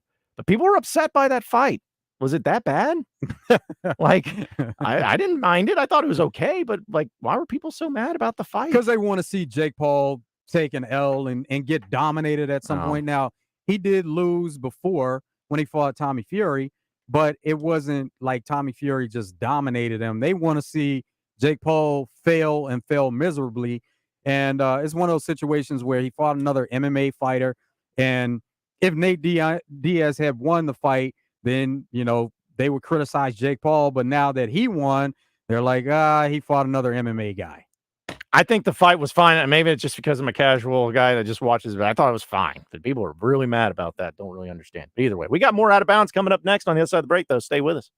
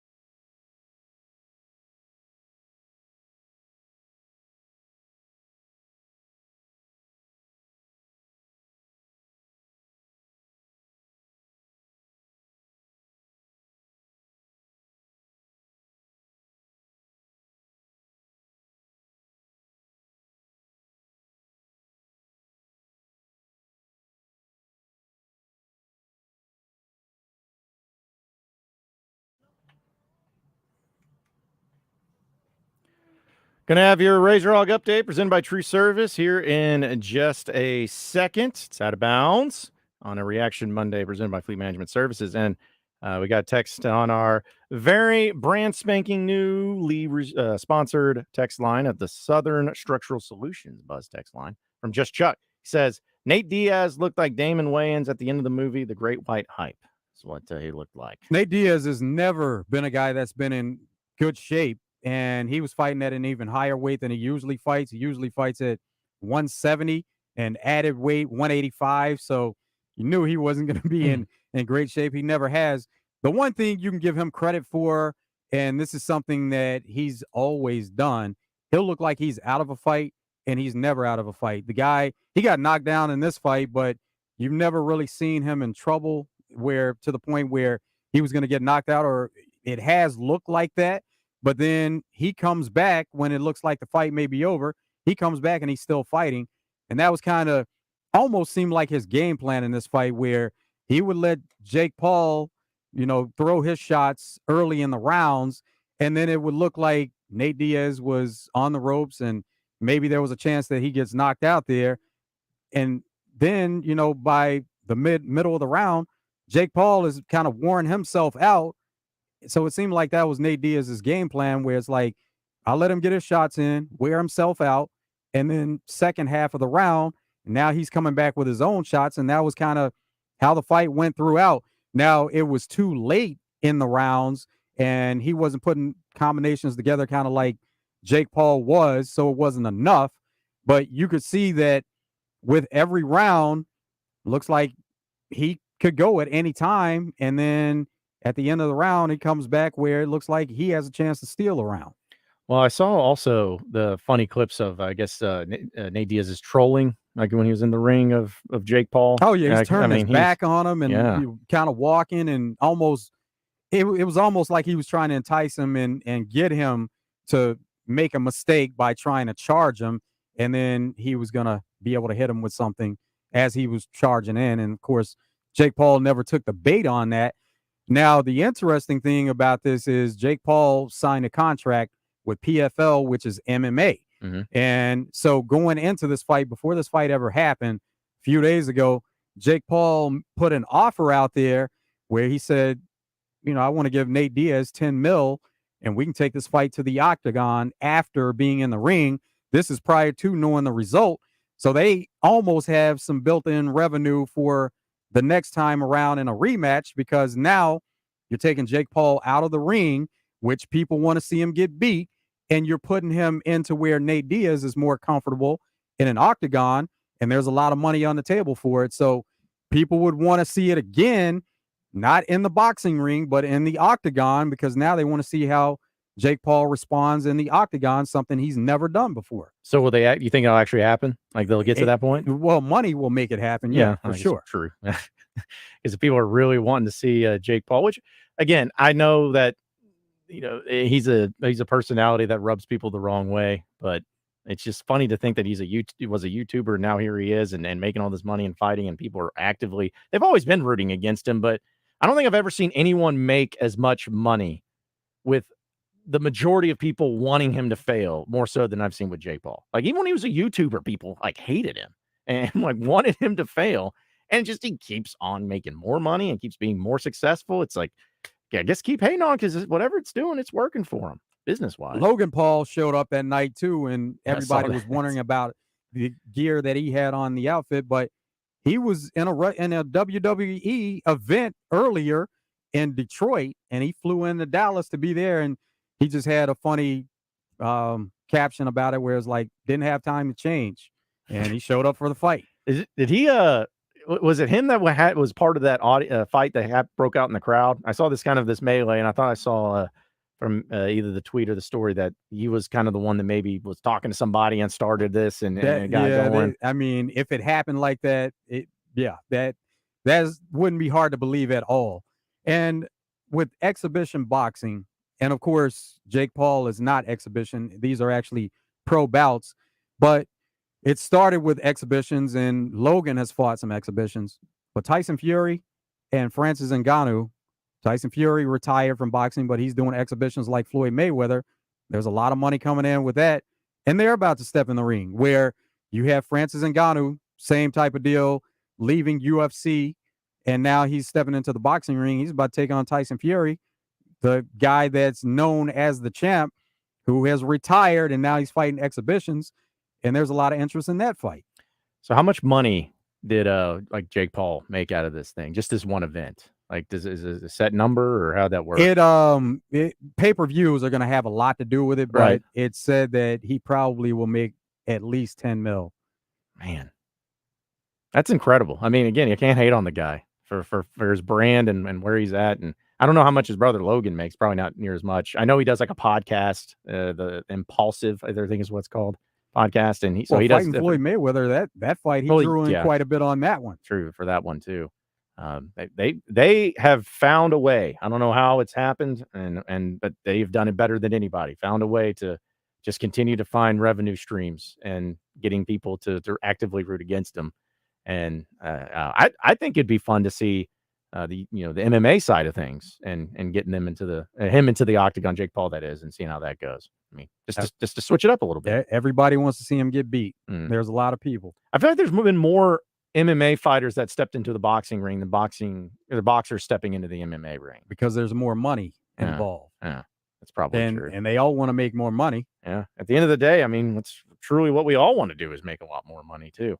On our Southern Structural Solutions text line, Steve says, the fight I'm really looking forward to is the one between Elon Musk and Mark Zuckerberg, which, it's hard to know if it's true or not, but it seems like they keep trying to move it towards it. In fact, they're talking it up, for sure. I saw Elon Musk even tweet out, he's like, oh, it's going to be live streamed exclusively on X, on Twitter, and doing it that. And also from the 501 says, this is Terry, Nate Diaz competes in triads, probably one of the most in shape athletes in the world. So I don't know about in shape, but when you look at his body type, he does not look in shape. That's what everybody is referring to. That doesn't mean that he can't still be athletic once he gets in there, but just looking at his body, that's where people are saying he doesn't look like he's in shape. Yeah, because I would look at it, I didn't think so either. But hey, real quick, 49er John, we're up against it. Sorry, what's up? John, I challenge you to a fight. Okay, how much money's involved? Whatever you want to put on it. I'm 43, past my age. I'll take on you anytime. I'm serious about this. Why would you want to fight me? No, it was just a boxing match, exhibition. I don't want to fight you. I just want to. You just said you wanted to fight me. So you want to make so that's why you want to make me look bad. Okay, that's fine. Yeah, I want an exhibition. Yeah, neither one of us can fight, but I know I can kick your ass. So probably so. Yeah, but I definitely want that. We need to be on the undercard of the Elon Musk, and then the fight in Mississippi. I love Alabama, wherever that was. I love that fight. Y'all need to be talking about that fight. All right, 49 John. Thank you. We got more Out of Bounds. We got Chris Gordy joining us in the third hour coming up next. So you won't want to miss it. So stay tuned.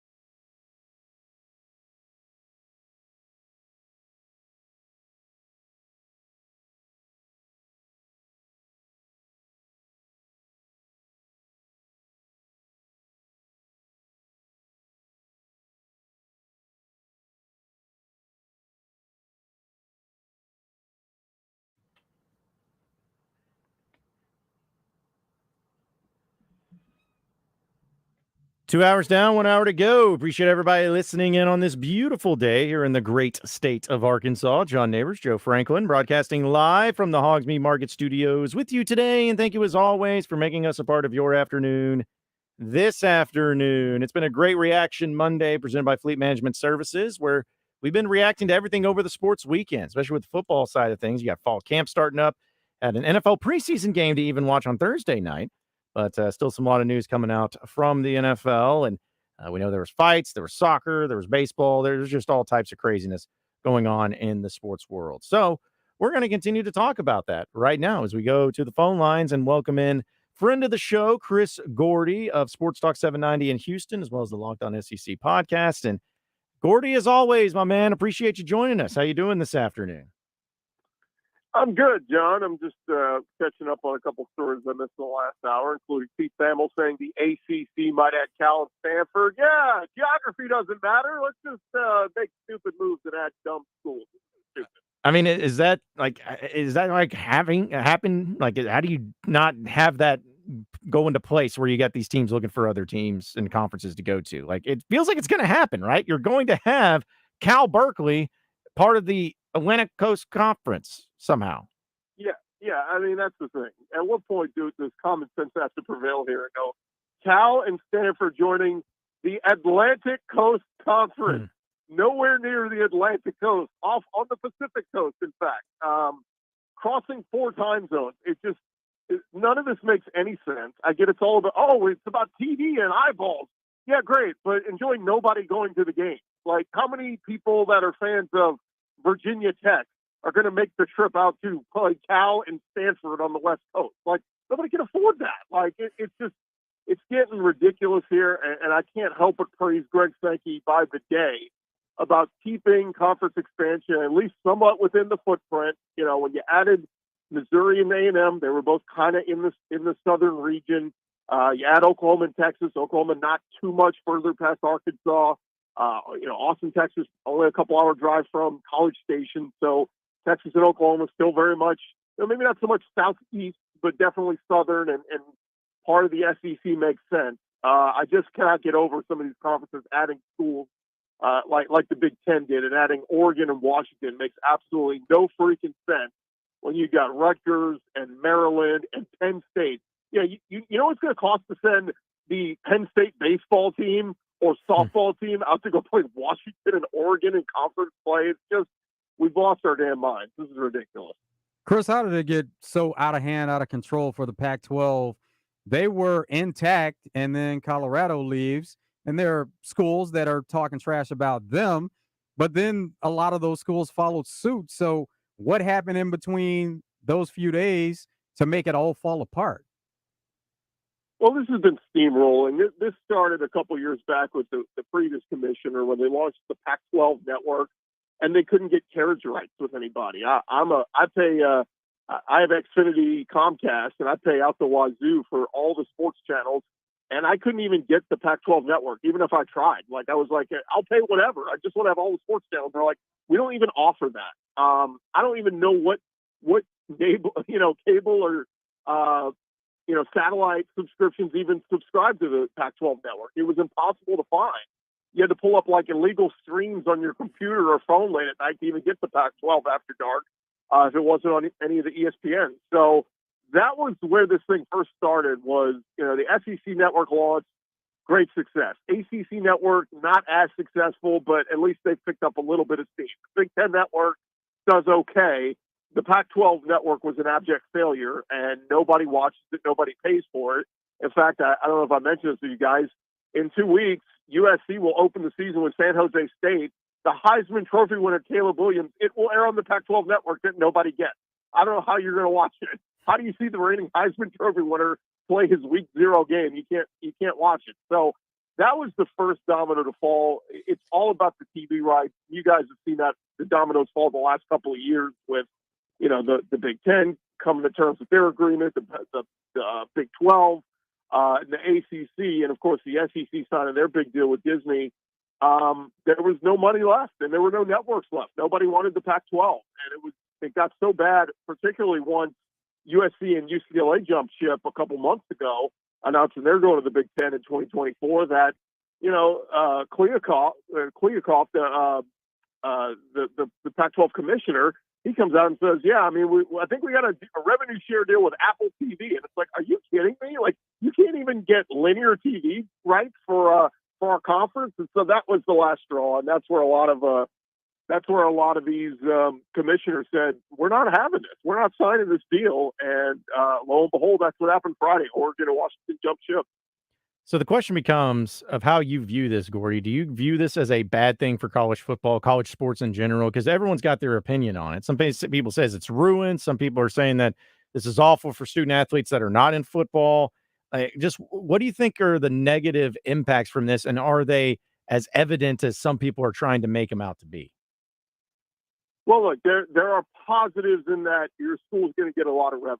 I think even Cole Kublik pointed out that eight of the Pac-12 schools are all getting more revenue in their deal jumping ship than they would be had they just stayed in the Pac-12 and signed that current deal that was on the table. So those schools are going to make more money, and that's good. That's what it's all about. But on the flip side, yeah, it's terrible for student athletes that don't play football. It's terrible for the softball teams, the baseball teams. And I don't know if the schools really thought this out, but your expenses are going to go way up. I think of when Arkansas played at BYU last year. The equipment truck leaves on what, like Wednesday, to go hit the road and start bringing all the equipment out there. All the pads and all that kind of stuff. I mean, majority of schools don't fly that stuff. They still drive it across the country in their big equipment trucks. And we think of it with the teams, like a lot of teams in the Pac-12. Like if Cal's playing UCLA, they'll just take a bus ride over. Now you got to go fly commercial to go from, if you're Washington or Oregon, flying from your side of the country over to the Big Ten cities. It's just, you're going to incur so many more costs with the other sports. And this is where Title IX comes in. And, we want to make the argument for Title IX, equal pay, equal all this. Well, yeah, the softball teams, guess what? Y'all have to go travel all across God's green earth to go play your conference games now. Again, football's going to be fine. They don't mind footing the bill on bigger expenses, but I just think of track and field, swimming and diving, again, softball, baseball, these non-revenue generating sports that are going to be eating up even more of your football revenue because of so. It sucks for that. It sucks for students. I was reading a story on Saturday about a kid who committed to Oregon because his parents live on the northern border of California, and it was easy for them to drive up to come see him play games and drive across the West Coast to come see him. Well, guess what? Mom and Dad are not driving to come see you play now because you're gonna have to go play games at Iowa and Penn State and Illinois and all across the Midwest. And Mom and Dad can't come see you play anymore. So those are the things I think about. And that's what makes it comes back to the simple point, guys. Why even have a conference? Like, why call it a conference? It's not a conference anymore. A conference is based on regionality and rivalry. And I'm sorry, but Oregon, Iowa ain't a damn rivalry. Washington, Illinois ain't a rivalry. So we're losing all these great rivalries. And on top of it, we're losing regionality. Why don't we just call it what it is? It's just college football. Every man for himself, and why don't we just have every school negotiate their own TV rights? Because it's just silliness to have this and call it a conference when you got teams in 4 different time zones. Chris, where does it end as far as expansion? Now, we have conferences that are up to about 16 teams, and we've always thought that there would be 4 conferences, about 20 teams each or so, or 16 to 20 each. And now it looks like it could be less than 4 conferences altogether. Where does this end? Well, I would hope it ends at 16. I know there's talk of some jumping to 18. So we'll see. At least with 16, I thought Greg Sankey and the crew had it kind of planned out right, and I think we still will go to 9 games in 2025. I think the SEC will approve that next year. We'll go to a 9-game conference, and the math works out where you can keep 3 permanent opponents. And everybody plays each other once every other year, and you go to everybody's house once every 4 years. I think that's the fairest way to do this, and you get everybody playing more often. I bring this up all the time. Georgia has not A&M's been in the conference now, 12 years, and Georgia has still not been to Kyle Field. That's absolutely ridiculous. You have places like Alabama went down to the Swamp a year or two ago, and they hadn't been there in 8 years. LSU went to Kentucky 2 years ago. They hadn't been there in a decade. I mean, it's just there's so much of this where you're in a conference, but you never see that team, another team. It doesn't make sense. So to me, 16 makes the most sense. I know people keep bringing up 18 or 20. What if we had 2 or 3 big 20-team conferences? It's stupid. It doesn't make sense in my mind. Like, why would you have 20 teams in a conference when, some of these conferences, you only play 8 conference games? Like, how do you have 20 teams, you only play 8 of them? Like, it goes back to, it just doesn't make sense. So I would hope we cap it at 16 across the board. At least that makes mathematical sense if you're going to play non-conference games. But I don't know, man. I think it's just everybody's kind of trying to look out and say, how can we add? How can we add? How can we add? And they're just looking at TV dollars, and that's what's winning out right now. Well, see, Chris, you say that. So does that mean, in your mind, you think the SEC is looking at it that way? We need to add, because they've been the champagne room that everyone wants to get into, but not everybody can. Are they looking to add, or are they just sitting back with what they got and letting the rest of college football, or at least college sports, kind of cannibalize itself? Yeah, I think I've talked about this before. The SEC is not looking, but they're listening. They're not seeking out teams to join the SEC, but there's a couple of big brands that fit in their footprint that could be in play if the ACC does crumble. Florida State is one that makes absolute sense. I've talked about this before. I've driven from Baton Rouge, Louisiana, seeing LSU play a game, down over to Gainesville, and guess what? On I-10 eastbound, I stopped through Tallahassee. Like, you have to literally drive through Florida State to get to Florida. So it's on the way. That one makes a lot of sense. Clemson obviously makes a lot of sense with South, being so close to South Carolina. North Carolina makes a lot of sense. That adds another state. You get the Charlotte market, all that kind of stuff. So, North Carolina would make sense. So there are schools that make sense. Well, we've also heard the other side of this is that some of these schools are so protected by their contract. Like, they were saying Florida State would have to pay $20 million plus just to get out of their current deal. And it's a lot of money to pay. So I don't know if it's going to happen, but we'll see. All it takes is a few teams to start jumping ship from the ACC, and then suddenly they're starting to crumble. So we'll see what happens with them. But them, unlike the Pac-12, the ACC put protections in. I couldn't believe when I heard the Pac-12 had no protections in. That literally any school could just jump ship at any point. Like, why do you even have a conference then if you're not protecting your own butt and saying, no, you guys are under contract for 10 more years? Like, that part was crazy. But, yeah, look, I think Greg Sankey's going to look around and listen. And if Florida State or Miami or, North Carolina call and say, hey, we'd be interested, I think he certainly would take that meeting and say, let's hear him out. But I think in the back of his mind, he's also thinking the same thing I've been talking about is, look, 16 makes sense mathematically. Anything more than that is tough to make it work where you get a good rotation of playing everybody.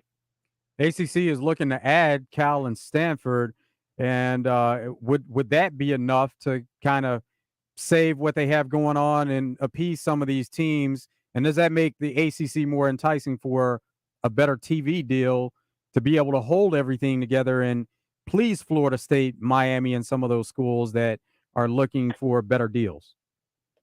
Well, the only way it makes sense is mathematically it gets the ACC to 16, and that's where everybody else is, right? The Big 12 at 16, the SEC at 16. So the Big 10, I can't even keep track of how many they're at, but I think they're around 16. At least with that, yeah, it would get the ACC on par with the other conferences. But again, I don't know how you tell your schools, your academic institutions, hey, Duke, I know you're a basketball school and all that, but your lacrosse team, you'll have to travel across the country to go play Cal and Stanford.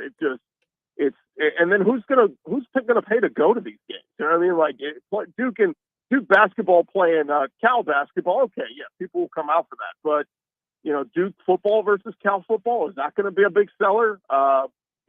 Georgia Tech versus Stanford, people going to watch that? I just wonder, at what point do we say, yeah, more TV revenue, but God, we're spending a lot more money on expenses when it comes to Title IX and these other sports and everything else. Yeah, Gordy, have you ever seen or know of any time in major sports where a game has changed as much as college football has in the past 5 years? Because I feel like every aspect of it is completely different. Not necessarily in a bad way, but just it's changed. I can't remember any time you've ever seen any sort of sport at a major level change as much as college football has so quickly, so recently. No, and I'm trying to think like the geography thing. I remember, when Jim Crane, owner of the Astros, bought the team back years ago. He, part of the deal was that the league said you can buy the Astros, but you have to move to the American League because we have too many teams in the NL. We kind of have to offset this. So they moved the Astros to the American League West.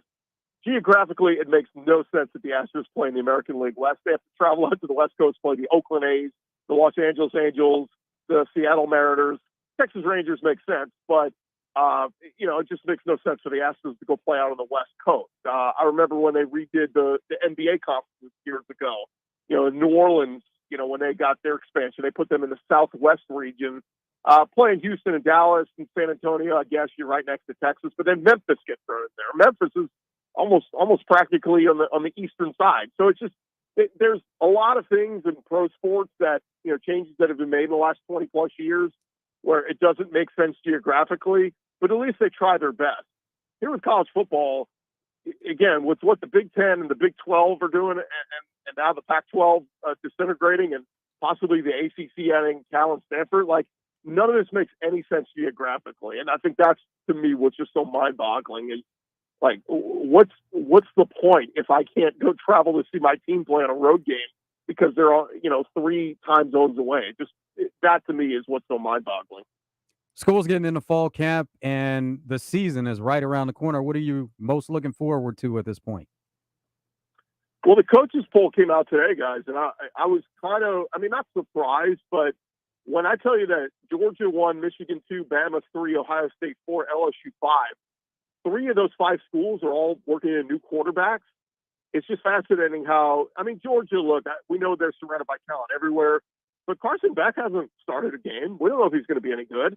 Alabama still has a 3-man quarterback battle, and we're 3 weeks out.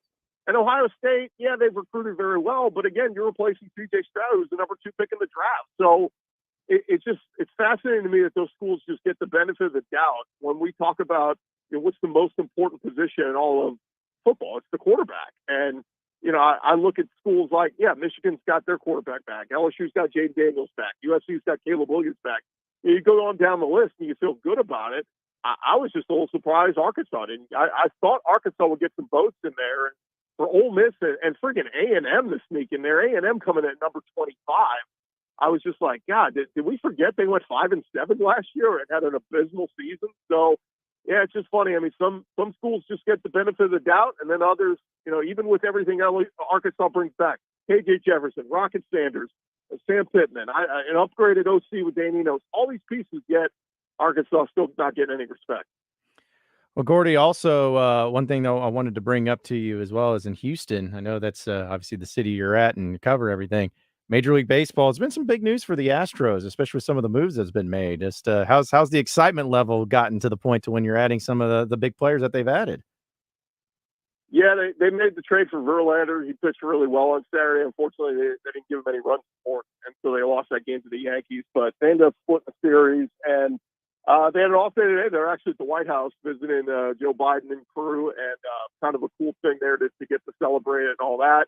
And then a big series starting tomorrow night. I don't know if anybody has paid attention, but the Baltimore Orioles are one of the best teams in all of baseball this year, and that's who the Astros play next. So they're going to play really well in that series. We'll see what happens. But, yeah, I think I like the moves they made. For some reason, the Texas Rangers just won't lose. They're on a 6-game win streak, and the Astros are 2.5 behind them in the standings. Just can't catch them to win back the AL West division lead. But going to be some fun storylines to watch down the stretch of the baseball season. But I like all the moves the Astros made. They're calling up a guy who played for them years ago. John Singleton is his name. Was cut from the organization years ago. And they reclaimed him a couple weeks back, and he's been in AAA just crushing homer after homer. And news came out today, they're calling him up to join the team tomorrow night. So we'll see what he can do But yeah, man, anytime you add a Justin Verlander caliber player back to your team, it just makes you that much stronger. So it's gonna be fun to see how it all plays out. And man, we got some tight division races going down the stretch here. No doubt, it's an exciting time. Chris Gordy of Sports Talk 790, as well as the Locked On SEC podcast. Gordy, as always, man, we appreciate you hopping on with us. Try not to get too crazy out there with conference realignment, man. It's wild. Yeah, man, John, you're invited to my conference anytime. All right. Well, I'm glad. I'm sure they'll get me really far with the television rights, my man. Get only all that money. But yeah, we appreciate it, Gordy. We got a lot more to come up. We still got to get to our Razor Hog update presented by True Service. Have some audio to play for you from the Razorback fall camp and some updates there, and keep it moving here on Out of Bounds on Reaction Monday, presented by Fleet Management Services.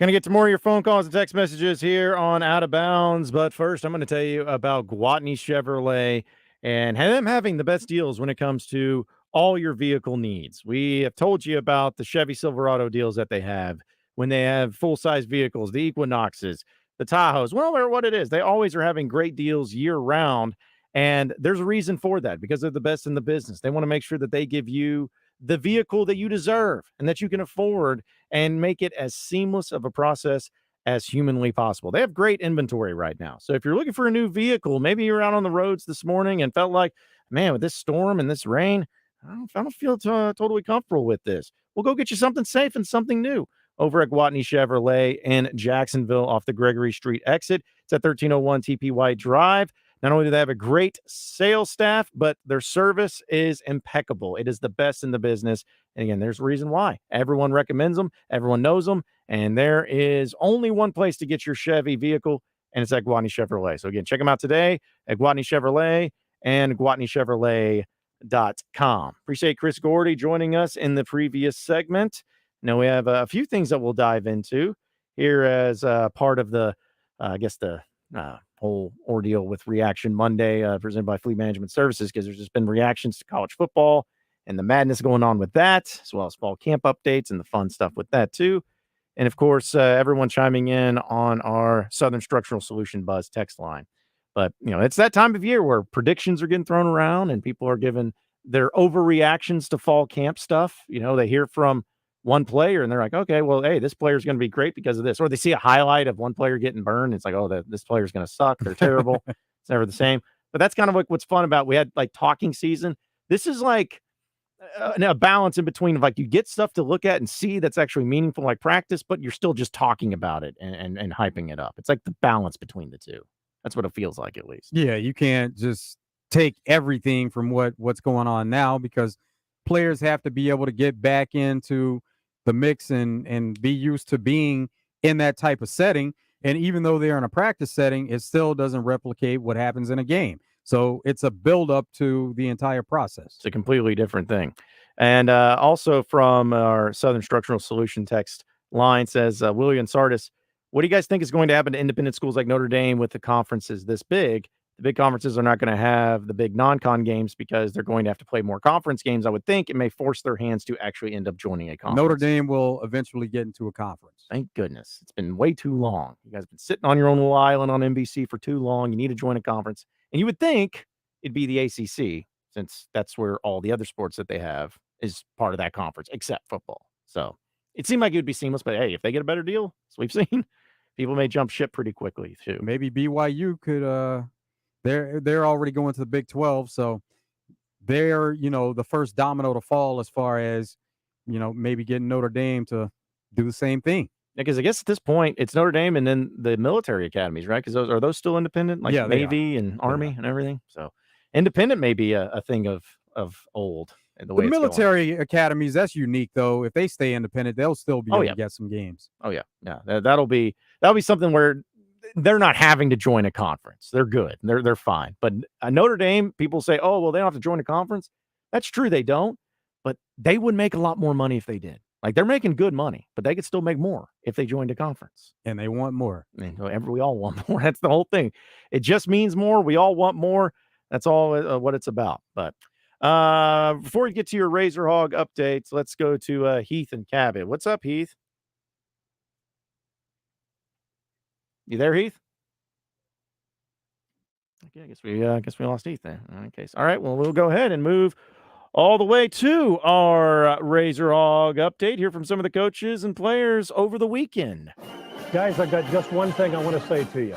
Touchdown, Arkansas! Arkansas wins the national championship! The Arkansas Razorbacks have completed the dream season! Hogs by 90! This is your Razor Hog Update on Out of Bounds, presented by True Service Community Federal Credit Union, where they offer new mortgage loans, refinancing, auto loans, and small business loans. Online at trueservice.net. All right, so for your Razor Hog update, Sam Pittman met with the media and was really excited about Andrew Armstrong and some of the other wide receivers. He's fast and he's big. It's kind of, I'm a D2 player, where I was in AIA, but they're D2 now. It's kind of neat to bring a couple guys from Division II ball that had, they both, I think, had about 1,000 yards in catches. And then, they developed later. And here comes Armstrong, and he's fast and big. We was talking about it actually on the golf cart ride over here because he had made a catch from KJ in a 2-minute drill. And I think KJ really believes in him and those things. But you got him and Tesla, and I was excited about Satagno. He did some good things today. Part of it was his blocking, his ability to go in there and mix it up. But with Wilson and Bakke and those guys, I just feel like we're going to have a nice receiver core, and we certainly have the size that we need out there. Also, we got a chance to hear from Scott Fountain, the special teams coordinator for Arkansas, talking about Max Fletcher, the punter. They're trying to make some moves with the special teams, get a little bit more consistent, but especially in the punt game. I think so. He had a really good spring, really good summer. We did a lot of charting in the summer as well. I was really proud of him there. Today was our first day to punt live, and I think out of his 3 punts, he hit what I'd call an A ball. Second ball is a B ball, so 2 of the 3 were pretty decent balls. But I think he's heading in the right direction. When I was at Georgia, Jake Kamara was the punter we had there, and Jake was a really good talent coming out, very much like Max. But his first year at Georgia, he had an okay season, but his second year, he was just off the charts. So I'm hoping to see Max do the same. I think that first year as a punter is a really tough task. So you've had Scott Fountain be the coordinator for a while, but you have a new strength and conditioning coach, of course, with Ben Souders, and he's been really happy with how things have been going this summer, but he's not satisfied yet. I thought we had an outstanding summer. Really, really excited where we're at, but I'm not satisfied where we're at. You know what I'm saying? We're here to get better every single day. We're going to push the envelope with that. But we made a lot of strides. We've gotten faster. We've got 36% of our guys that wear the GPS that can run 21 miles an hour faster.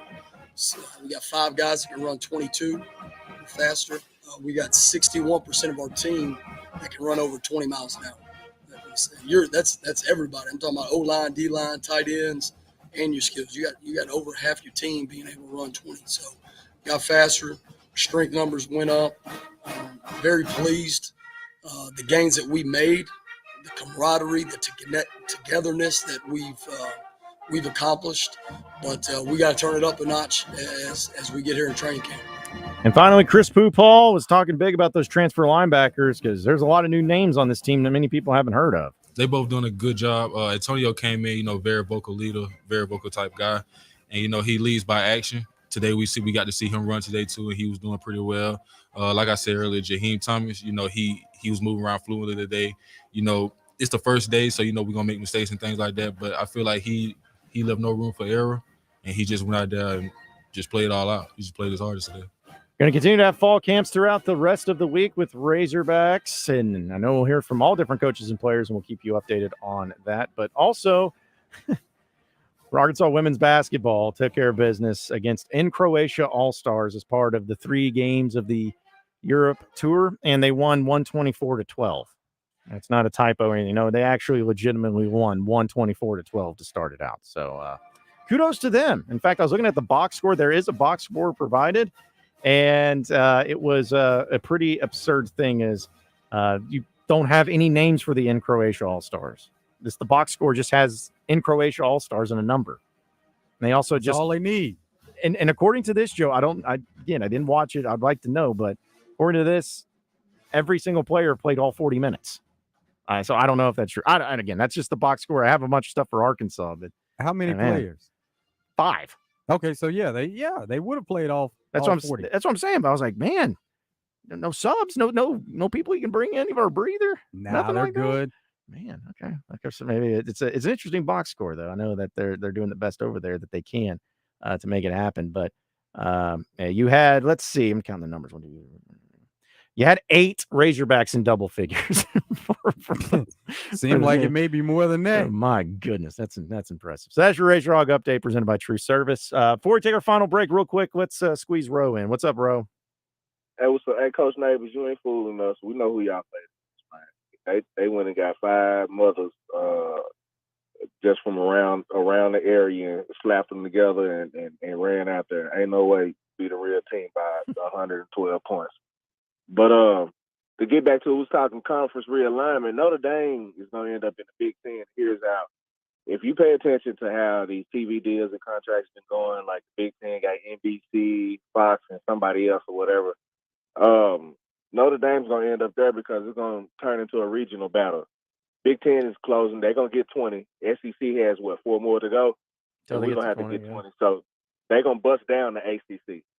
ACC going to get bust down because the Big 12 locking basketball down, so they'll be around. They're going to bust the ACC down. So we'll probably end up with, like, Carolina schools, you know what I'm saying, maybe Clemson, something like that, and then your Virginia schools or whatever, those, like I said, more northern ACC schools. The Big Ten may take 2 of them in. I'm thinking maybe Virginia Tech, something like that. And that's how they're going to end up busting that down and then they'll end up making Notre Dame pick. And Notre Dame going to end up picking the Big Ten because every team that they play or have a rivalry with is in the Big Ten at that point. USC, Ohio State, Michigan, Penn State, all those teams, they'll be in the Big Ten because apparently Miami might go Big Ten. And that makes sense because of some type of state legislation in Florida to where it's confusing. But anyway, Miami and Florida, they probably not going to come to the SEC because of some type of stuff with Florida. It's crazy. Yeah, it's great. Hey, Ro, we appreciate the call. We're up against it, though, man. We got 3 and Out and Out of Bounds coming up next.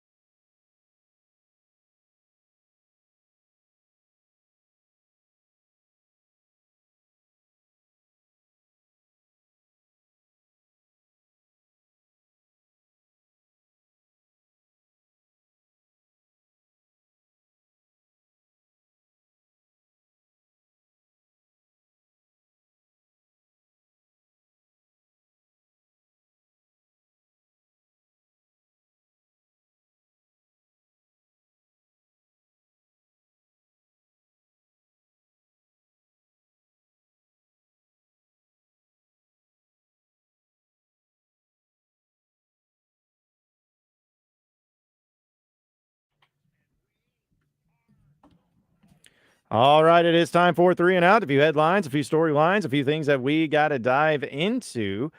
First off, there are some sports news that have been happening that I meant to get to a little bit earlier, but we got this thing with the NFL and what's going on with it. In this case, it's always funny to see players wanting money or trade requests or anything like that, but apparently, it comes from Tampa Bay Buccaneers. Devin White says his trade request was, quote, just a little selfish. He said he got a little selfish with it, but he's returned with a positive attitude. He's going to be focusing on the 2023 season. He says, I don't think there's no regret. I don't think it's just about getting paid. It's about being a guy who was drafted here and doing a lot for the program. Just want to be the long-term guy. You want to be a guy like Levante David. He was and has been here forever. I wanted to be that next guy, and, we just couldn't make it happen the way we wanted to. So, see, it's not everybody, is looking back on the times when say that they're all about being selfish and about money. He says that he was maybe a little bit too selfish when it was going on, but hey, he's looking forward to the next season, and that's what it's all about. New Texans quarterback C.J. Stroud has been named starter for their first preseason game versus the Patriots. So it doesn't mean that he's going to be named the starter for the season, but he will start the first game of the preseason, getting the C.J. Stroud era started with the Texans. So I got to ask, I know it's just off the top of the head, but it just made me think, how many NFL teams are going through quarterback battles right now that doesn't have a starter named, probably? The Bucs would be one with Baker and Kyle Trask. Yeah. Don't think that there's much like with C.J. Stroud. You don't expect that to be a battle. Bryce Young has already been named the starter. Right. The Colts are they going to go with Anthony Richardson? Are they going to do that? Yeah, I think so. It seems like they should do that. Yeah. So it doesn't seem like there are many battles. Yeah, but we know that the Bucs that definitely is a battle. It's an ongoing battle. Anytime Baker's there, it's always going to be a battle, but just probably not for the reasons that he was. The Cardinals, because Kyler Murray isn't expected to begin the season. That's right. Yeah. Colt McCoy is the long-term veteran there, but there could be some competition, and they're not just going to hand it over to Colt McCoy. And also, I was just thinking about like the Saints. They got their guy, Derek Carr. Yeah. And then be a competition. The Falcons. Are they still? Yeah, they're going with Desmond Ridder. Okay. They already named him the starter. Okay. It just didn't seem like we had a whole lot of quarterback competitions, but I guess there's probably good reason for that too. Another NFL little piece of news is that running back who is a free agent, Kareem Hunt, he's visiting the New Orleans Saints, and going to be doing that on Tuesday. And the Saints are looking for some depth because they've been losing some players. Benjamin was the latest to be put on IR because of a ruptured Achilles, and we know that Alvin Kamara will be suspended for the first 3 games. So it looks like Kareem Hunt may be checking it out. I was surprised to see that no one has really given him a shot, or that he's still in the free agency, knowing how explosive of a player he could be. But he has a chance to go to the Saints, and they're in desperate need, so maybe they can get something done. Bryson DeChambeau has won his first live event. He won Live Golf Greenbrier, shot a final round Sunday of 12 under 58, and he was able to hold a really long birdie to get it done in the end, shoot a 58, and come away with a win. Yeah, I saw like that story, and when I first read it, when I saw Greenbrier, I couldn't help but think of Greenbrier, Arkansas. I was just like, I don't know if they have a golf course over there, but maybe one day they'll be able to get to that point. So I always think it's cool to see fan participation in things that aren't really sports related. And what I mean by, or at least not game related, what I mean by that is if I see a bunch of fans showing up for a spring practice, or a bunch of fans showing up to see a coach in person, whatever it is, I find it fascinating. And the Philadelphia Eagles fans showed up in droves. It was incredible to see the amount of fans that showed up just for an open practice there at their home stadium. I'm not saying it was filled, but it was probably 50 to 60% filled. And I think Eagles fans are excited about the chances of their team making a run at a Super Bowl championship this season. And that was pretty cool to see. So, yeah, I think Eagles fans are pumped. Everybody's pumped, but Eagles fans, man, they got expectations out the wazoo right now. With the Astros visiting the White House, Joe Biden had some fun with Dusty Baker. I tell you, remarkable achievements led by, and this is not hyperbole, the legendary Dusty Baker. Worst part was I remember rooting for him as a kid, and I was older than he was. Dusty, it wasn't easy. People counted you out saying you're past your prime. Hell, I know something about that. So there it is. President Joe Biden having some fun with Dusty Baker, manager of the Astros at the White House. So we're talking about the fights that might be potentially happening, and one of them being Mark Zuckerberg and Elon Musk. Well, Mark Zuckerberg says he's ready to fight Elon Musk and even challenged him to an August 26th fight. But people are saying that Elon Musk is ducking him, saying that it's not going to be happening. In fact, Zuck said, I'm ready today. I suggested August 26th when he first challenged, but he hasn't confirmed, not holding my breath. And Elon says, hey, listen, it's going to be live streamed on X. All proceeds will go to charity for veterans. I am lifting weights throughout the day, preparing for the fight. I just don't have time to work out, so I just bring them to work. But he says he's getting into the gym and he's going to be ready for it. They just got to figure out a day. And also, Mark Zuckerberg revealed that he eats 4,000 calories a day. And that includes a hefty McDonald's order of 20 McNuggets, a quarter pounder of large fries, Oreo McFlurry, apple pie, and maybe some side cheeseburgers for later as he's bulking up. Well, that's one way to do it, and that's one heavy meal. But hopefully this fight ends up happening because it'll be this for the sake of entertainment purposes. It'll be worth watching. We hear funny stories from podcasts all the time. This was from New Heights with Jason and Travis Kelsey. They had Julian Edelman on. Had a funny story about Randy Moss. What's Randy telling you? Just be bigger and faster than everybody? I just remember Randy. Hey, Jules. Hey, Jules. He used to call me Edelnut. Edelnut? Hey, Edelnut, get my hot tub about 103 and get my Gatorade. So you have metal tubs and hot tub? Yes. He never wanted to go on the regular hot tub. He had to have, it was like menthol, rubbing alcohol in there. And he'd go, Edelnut, go get my towel, my Gatorade, and make that hot tub about 103, 102. Don't it up. Yes, sir. This one time, Randy, it was like the day before Christmas and we had to work. We had a game on Christmas or something. And Randy was talking to his mom. I just walked by. I was like, hey, Randy, tell Mama Moss I said, Merry Christmas. He goes, Edelnut, when I'm talking to my mother, mom, you shut the up. I walked away. Made eye contact. I was so scared. I was a rookie. He's like, don't you talk to me when I'm talking to my mom. But he'd always love me up too, you know. Of course. Great stories that man. come out around this time. I love Randy Moss stories, especially ones like that. I always want to give the heads up to any of you single guys out there. If there's ever a very, as Ray Tucker sitting over here, just perked up a little bit. But hey, that's okay because Natalie Portman is officially back on the market because she is split with her husband of 11 years who allegedly cheated on her with a 25-year-old. So if you're a big Natalie Portman guy, just know that she is now single and possibly looking. So shoot your shot, see what happens, and maybe it works out for you. Angus Cloud, his mom revealed that he did not intend to take his life. She says she was thanking friends, and she says, I want you all to know that I appreciate the love for our family at this shattered time.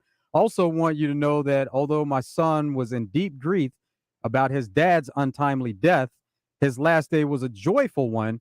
She said that he had intent on staying in the home that he loved, and he also spoke of the intent to provide for his sisters at college and help his mom through emotional and financial hard times that were going on. So he did not intend to end his life.